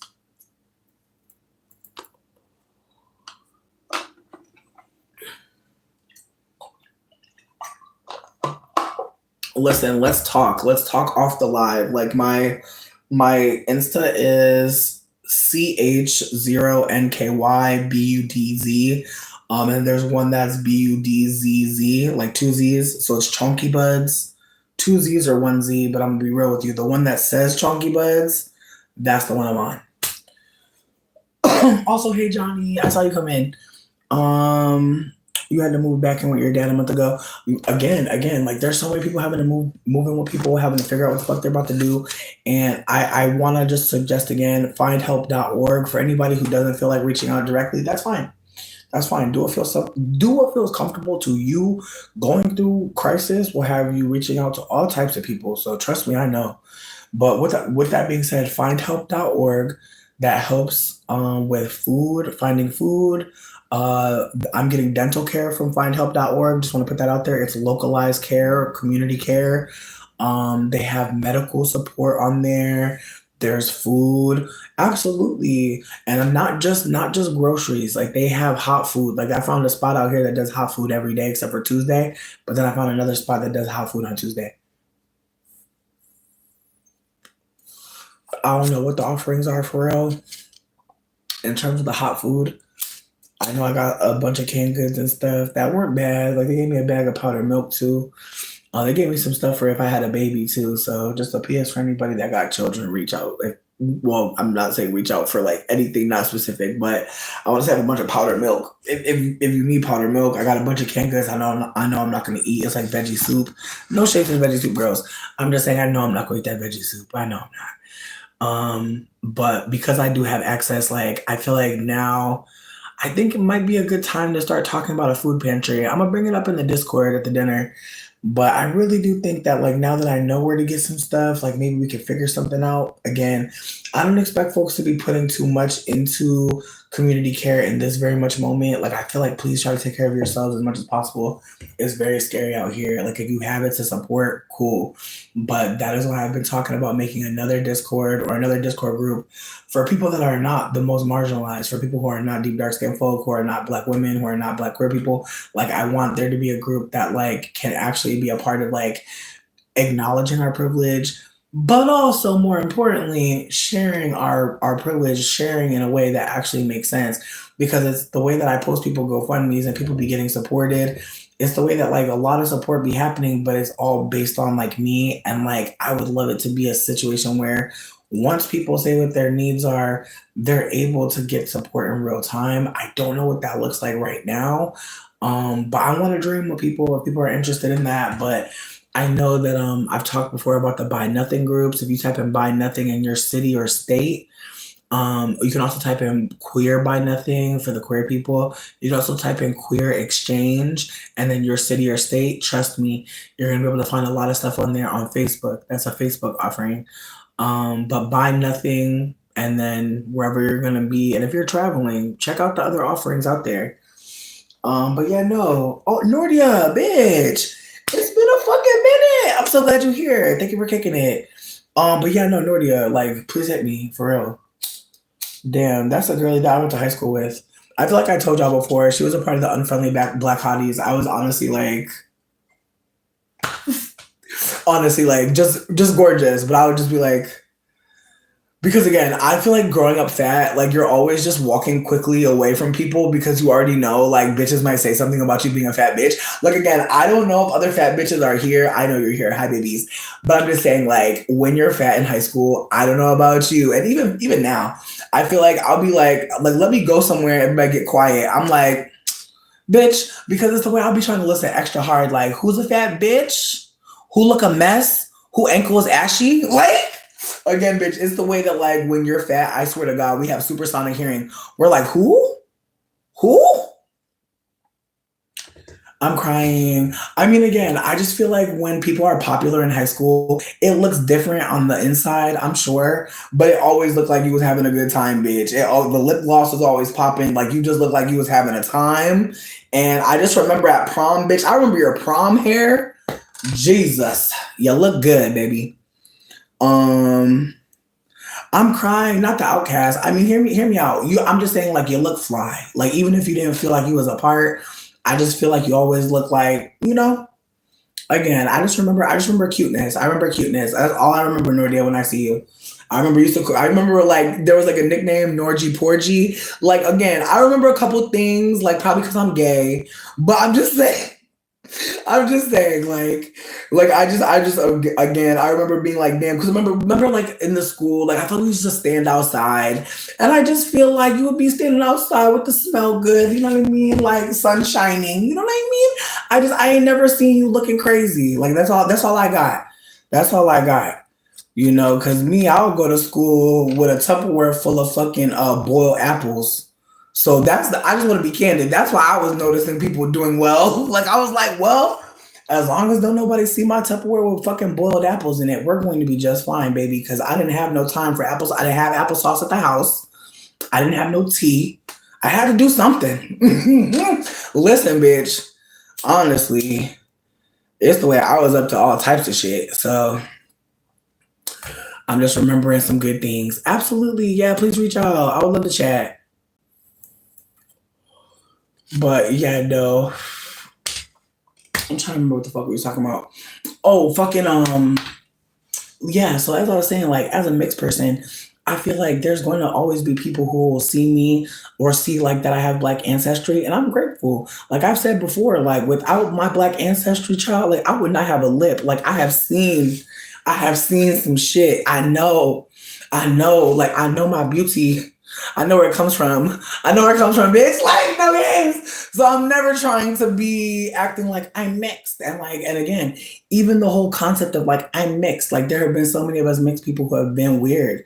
And so again, like I remember talking to one of my friends recently, and she's like, I'm so grateful we're friends. And I was like, me too, honestly, because I could have been a demonic light skinned person. And then she was like, honestly, and I was like, I'm saying, because it's like it's the way that like again, like if nothing is promised, bitch, like you could really be weird as fuck, especially if you have a fucking white mom. Like your white mom might be weird as fuck, probably is.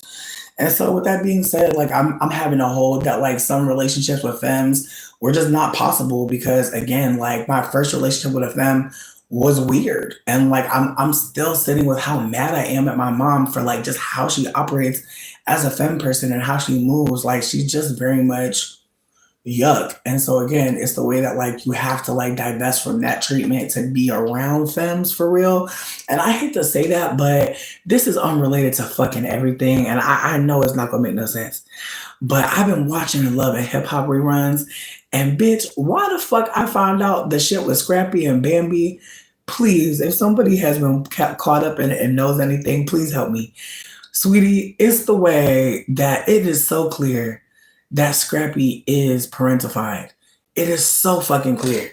Like his mom is literally in his relationship in such a wild way. And it really had me sitting with the reality that like our parental relationships can really fuck up our whole shit. Like I'm not trying to take away from his behavior, but it's so clear that like his mom is gonna ride with him no matter how wrong his ass is and going to do things to cause chaos. And he's cool. He's gonna keep it forever. And it's the way that they don't operate like a mother and a son. Like she treats him like a husband. She treats him like a man that needs to operate on her time for her and her benefit. And again, it's the ways that I feel like when you have a mom that you don't trust, you don't care about, and you feel bad because you don't care about her, but it's like if you care about her, you have to care about her betraying you. You feel me? Like I've literally like stopped caring about my mom because it's like I really can't care about you because you just did so much crazy shit. It's like if I really do try to care about you, I'm gonna have to fight you. Like it's like low key. Like it's like there's no way. Like it's like after everything she did, we actually have to shoot a fair one in the street. Like we have to almost get hit in the fucking with a car. Like it needs to be a ring of fire around us. Like one of us must die. Like there's no way. And again, if you shouldn't be at that point with your mom, like what kind of movie is this? But again, it's the way that me and my mom are just not cool. And again, it's the ways that I expected a relationship with her at some point, and I have to hold that. Like, there's times in my life where I expect something at some point, and again, it's like the ways that she'll just fucking I don't know, bitch. It's just the way that your motherfucking be on some bullshit, trying to fucking get love from somebody. And I feel like that's a part of some of my femme relationships, or even like just dating femmes. It's just like, it's the way that I'm just so used to my mom's energy and her, like, just how she was operating, that it's like I know people could operate like that. So it's kind of widening the gamut for what I'll accept from people. And I feel like I'm actively having to close that shit. Like, it's the way that I really will accept a lot of bullshit from people, but it's the way that I'm realizing, like, I actually have to stop that shit. Like no relationship is one-sided. Like, that's what I'm really learning, is like, motherfuckers is doing some shit and you out here still talking to them. Like, people be talking to you crazy and you still be listening. Like, again, it's like, for a motherfucker to get at you, you have to be open to that. And again, I have to hold that there's times where it's so time to get away. But it's so easy to think of that person as just doing one thing wrong. And I'm not saying that there can't be abuse. I'm not saying that. That is not what I'm talking about. I'm talking about, like, when motherfuckers be like leaning on you and you want that to stop and you literally don't say anything. It's like you're unwilling to be a part of that relationship. So of course it's going to be transactional. Of course it's going to be flowing away from you. What standards are you setting? Like, you really have to be willing to talk to people about relationships, because if not, what kind of negotiation? My bad. I'm going off. Yeah. You said Scrappy and Mama D. It's a case study. Dead ass. Dead ass. That's not me being shady. I'm completely serious. Watch these reality shows and analyze. You're not wrong. You're not wrong. Like, again, I watched the demise of Bambi and Scrappy's relationship, and it was just so obvious. Like, he is parentified. Like, he really thinks he's a little boy. And again, like, when you get famous or rich or known when you're young, it's so easy to keep on trying to be the person that people liked before. And I hate to say that, but I really do think that that's part of it. It's like, I think he wants to stay a young dude who's rich and like people like his music. I think he wants that. I'm not trying to give him too much. I'm just offering that, like, I can see in certain people, like, they really still want that.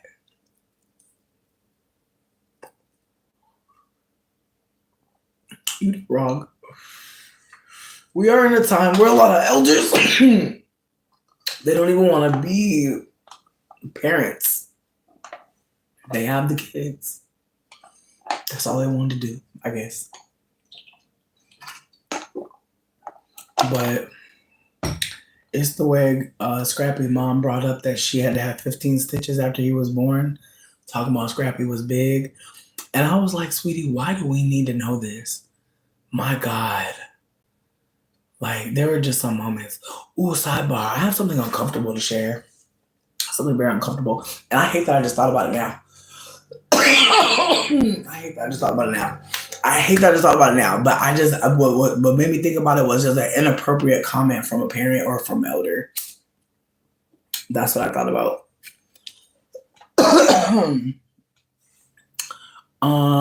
Right. Wait, but did y'all see the video? Wait, I don't want to sidebar. There was a very weird clip. I was rewatching Katya and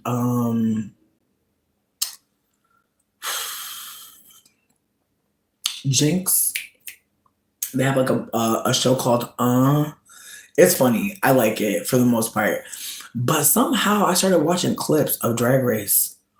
And I seen a very weird clip of fucking Jinx Monsoon. And I feel like there was already some shit that came out about Jinx not that long ago either. But that shit had me just looking like very weirded out. Like, I'm not going to do too much, but yeah, Trixie and my bad. I don't know who the fuck I had said. But Trixie and Katya have a podcast. Thank you, Aleo. But Jinx Monsoon was in a clip randomly that I think they were reviewing. I think I was watching them review shit.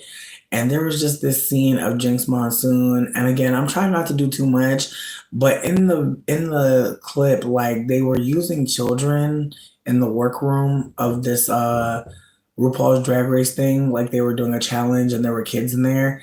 And one of the little kids was like walking in front of Jinx and holding his hand. And he looked back and was like, I never met a kid that's a top before. And I was like, bitch, are you fucking serious? Like that shit made me want to fucking fight. I'm like, girl, like we already in like the trans panic. The last thing we need is a fucking drag queen making fucking weird ass comments around kids. Like that is so crazy.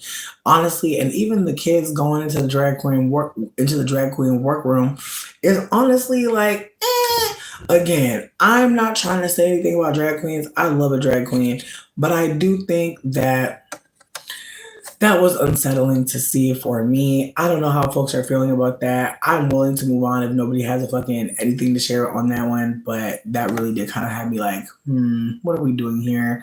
Again, I feel like people want to involve kids and everything, like they really do. And I do think that like building, tolerance in children does involve them being in certain spaces, but a workroom with some drag queens, I don't think so. I do not think so. And then also not Trixie, Jinx making that comment was creepy. Um I mean, that's the thing. Like I feel like a lot of queer men who are white have like really grossed me the fuck out, like so much. Like I recently had somebody like reach out to me who was like AMAB, and like they were talking so much about their body in this way that had me like, what the fuck? And it was just so bizarre, like being very sexualized with off nothing. And I was like, do you notice like you're being kind of a creep? Like you don't see that? And her energy was like, oh, I just love talking about my titties with anybody. And I was like, okay, but like I just said hello. Like, girl, we don't know. Like again, it's like there's moments where I wonder if it's like there's like I hate to say this, but as a trans person, there are moments where I genuinely wonder, are you trying to, have a convo with someone that you're seeing as a fellow femme and you assume that we're talking about each other's titties, like all of us? Because don't get me wrong, I do talk about titties, but I don't talk about titties unless we're talking about titties, unless we know each other. You're a stranger. So it was just a very awkward moment with somebody like who again was AMAB and was like, telling me that like they had an AUG and all these things, and it's like again off of just hello. Like swear to God, like the conversation was so jarring because I literally had to scroll up and be like, how did this combo get here? Like, and it wasn't even a scroll because it was like we hadn't even really gone anywhere, and they're just telling me about their transition, and they're just being super candid, and it's just awkward because it's like, okay, but it's not even about their transition. They're just talking about their breasts. They're just talking about titties, just the whole combo, and I'm just like, and like at one point I was like, there are lady creeps. You realize this, right? Like you can be a girl and a weird girl, right? Like you could be a creepy girl. You realize that, right? Like it was just a moment where I had to like remind her, like it seemed like, sweetie, like your transition doesn't mean that you talk candidly about your body with people. Like that's not what that means. And like I'm trying to talk to her, but she getting mad and it's awkward as fuck because I'm just like, sweets, like, and again, I called them an AMAB person at first because I wanted to be candid that like they're not presenting as super femme, like they're presenting as more of like a femme of center AMAB person. But then like when they started talking to me, they started talking about a transition and titties, and I'm just like, sweetie, like that's great, but like what? I'm probably not gonna leave I'm probably not gonna leave this live up because I talked about sinners a lot, and I know some people aren't ready yet. And I also just posted the link in the community tab. So yeah, but again, I'm only not making this live because I'm going to make it private because I feel like if I talk about sinners, I'd rather just release it after more people have seen it. And we actually do an official sinners chat. Like when we do the sinners chat, this live and the last live that's not deleted, it's just privated. Will go live, but like they can't go live right now because like too many people do not want me to talk about sinners. That's why I keep dancing around it and going to different shit because like I'm not trying to. But again, I'm trying to be candid that like as someone who's trans, I don't think that I know every fucking thing. And I know that all trans folks are not the same. With that also being said, I have never talked to any fellow trans person, trans woman or not, and they're talking about their transition within fucking 1 minute of talking. And they're talking specifically about their breasts in a sexualizing way. I've never had that experience. And again, I've been skeptical, like most of us trans folk, about like trans predators, trans people being fucked up. But I know that anybody can be fucked up, not just trans people, anybody. But with that also being said, it's the ways that I tried to check her with love, and she kept on instigating. She kept on making it seem like she kept on gaslighting me and trying to make it seem like, oh, I talk about this with my friends all the time. I was like, but remember, those are your friends. I'm like, we just started talking. Like, I'm like, you don't know anything about me. You haven't even asked me a question. Like, you're just offering all this information about your body. I'm not sure. Like, I have a really good bio on that fucking app too. So I was just kind of like, babe, like, huh? It was giving like, I want to talk about my titties with anybody. It don't matter who the fuck it is. I just want to talk about my titties. And it's like, that's great. Like, but I'm good.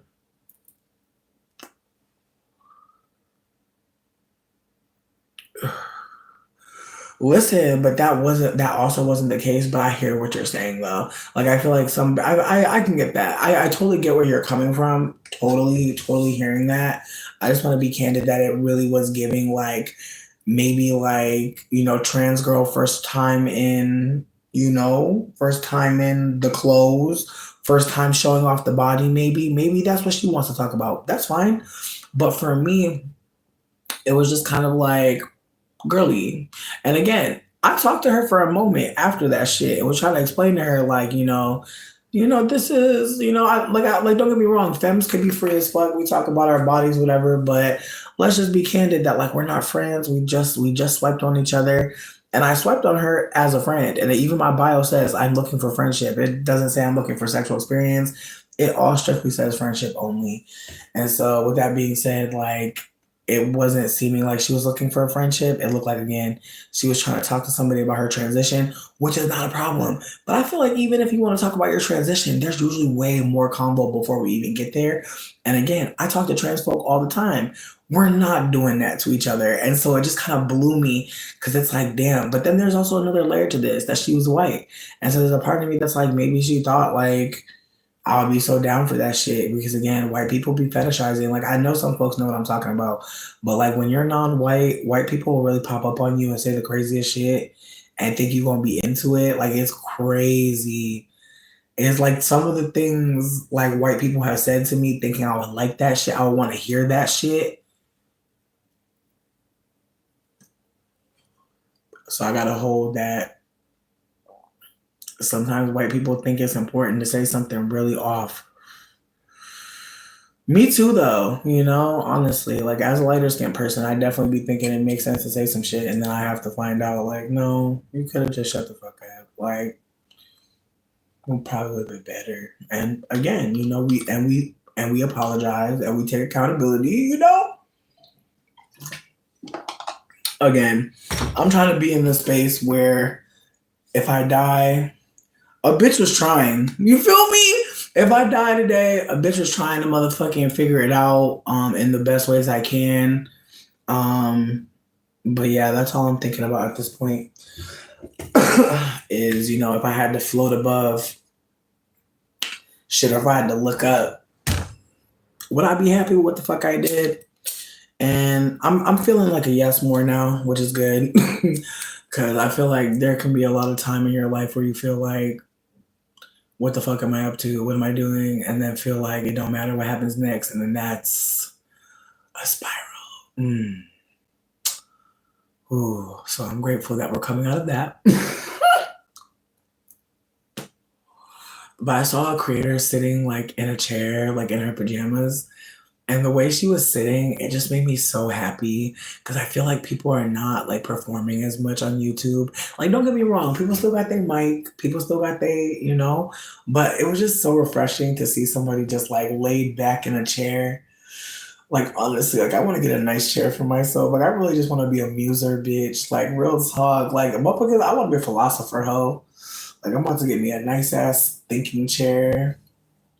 and just think and talk about my thoughts and my ponderings, because I just feel like that's just the most realistic thing that I could think of. I feel like outside of that, bitch, like I've told people this before, I don't feel like I'm supposed to be a findable person. I dead ass feel like I'm supposed to be like in the woods and you're supposed to have to like know the instructions to find me. Like I feel like I'm supposed to be like 10 paces past the beehive.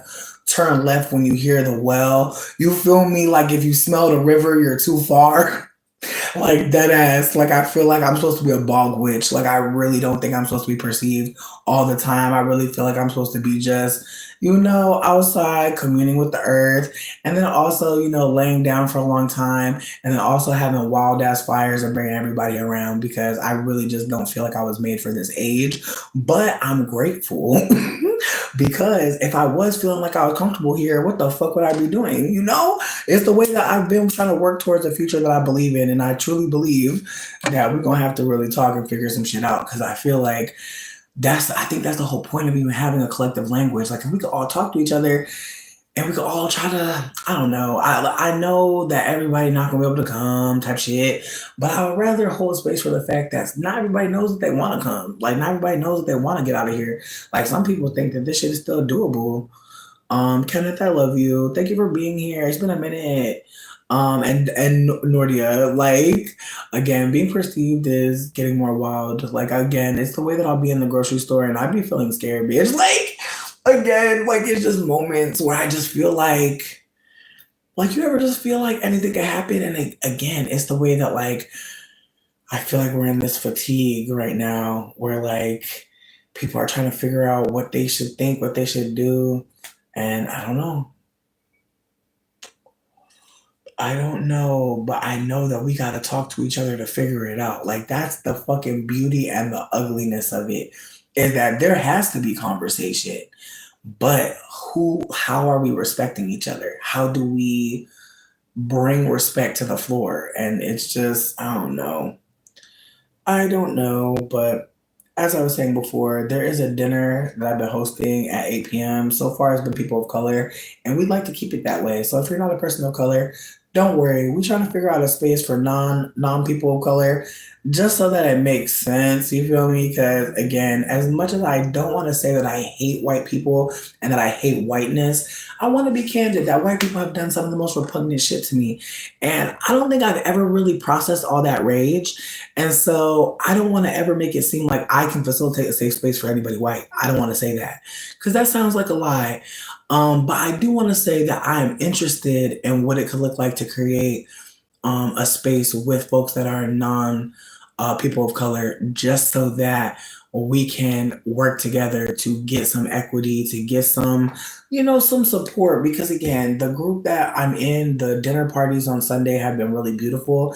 And every Sunday, there's always somebody sharing with somebody else in the group and sharing like food or time or energy. And it's such a dope spot. And I'm grateful for everybody that shows up. Like so far, we've done 3 of them, only 2 on a Sunday. We did 1 on a Saturday the other day. And it's been beautiful. People have been so loving in that space. But I know that there are people that have so much abundance, and I want to talk to them and I want to figure out how we can share with each other, because there are going to be questions that people have that we need to talk about together to answer. But also there's going to be a time where money might not matter anymore. Like I hate to say that, but I feel like as these people raise prices, I do think that we're going to have to figure out something together. And I think that could be another conversation. But watching Sinners really had me thinking about money in this way. And again, if you know, you know. If you saw the scene, you saw the scene. But the way that money operates, like, the movie Sinners is really fucked up in a way, because like it's the way that like it starts off with the last part, you think, and then it shares with you a glorious day, and then it takes you down. And it's wild. Again, the way the story is told is really beautiful in retrospect. I feel like at first I was annoyed. I'm still annoyed. I still want it to be a series. I know some people aren't going to hear that. Some people don't want that. Who am I? a random bitch, a yapper. But again, like there was 2 hours worth of movie. My God, like there was a series then. There's no way you have 2 hours worth of a movie and you don't have a series. And again, it's the way that like people want a backstory for the twins. I want that. But it makes me think of like movies where they put out a seed and then it comes and then I don't know. Some people said it reminded them of Underground.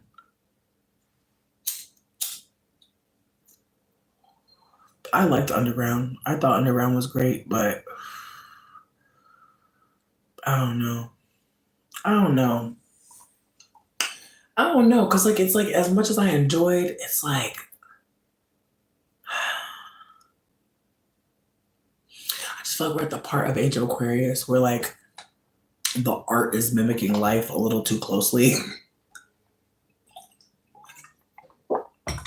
And so it doesn't feel as much as art anymore. Like it feels like an instruction manual, high key. Like there's a part of me that feels like this wasn't just a movie. And now that there's white people getting beat up,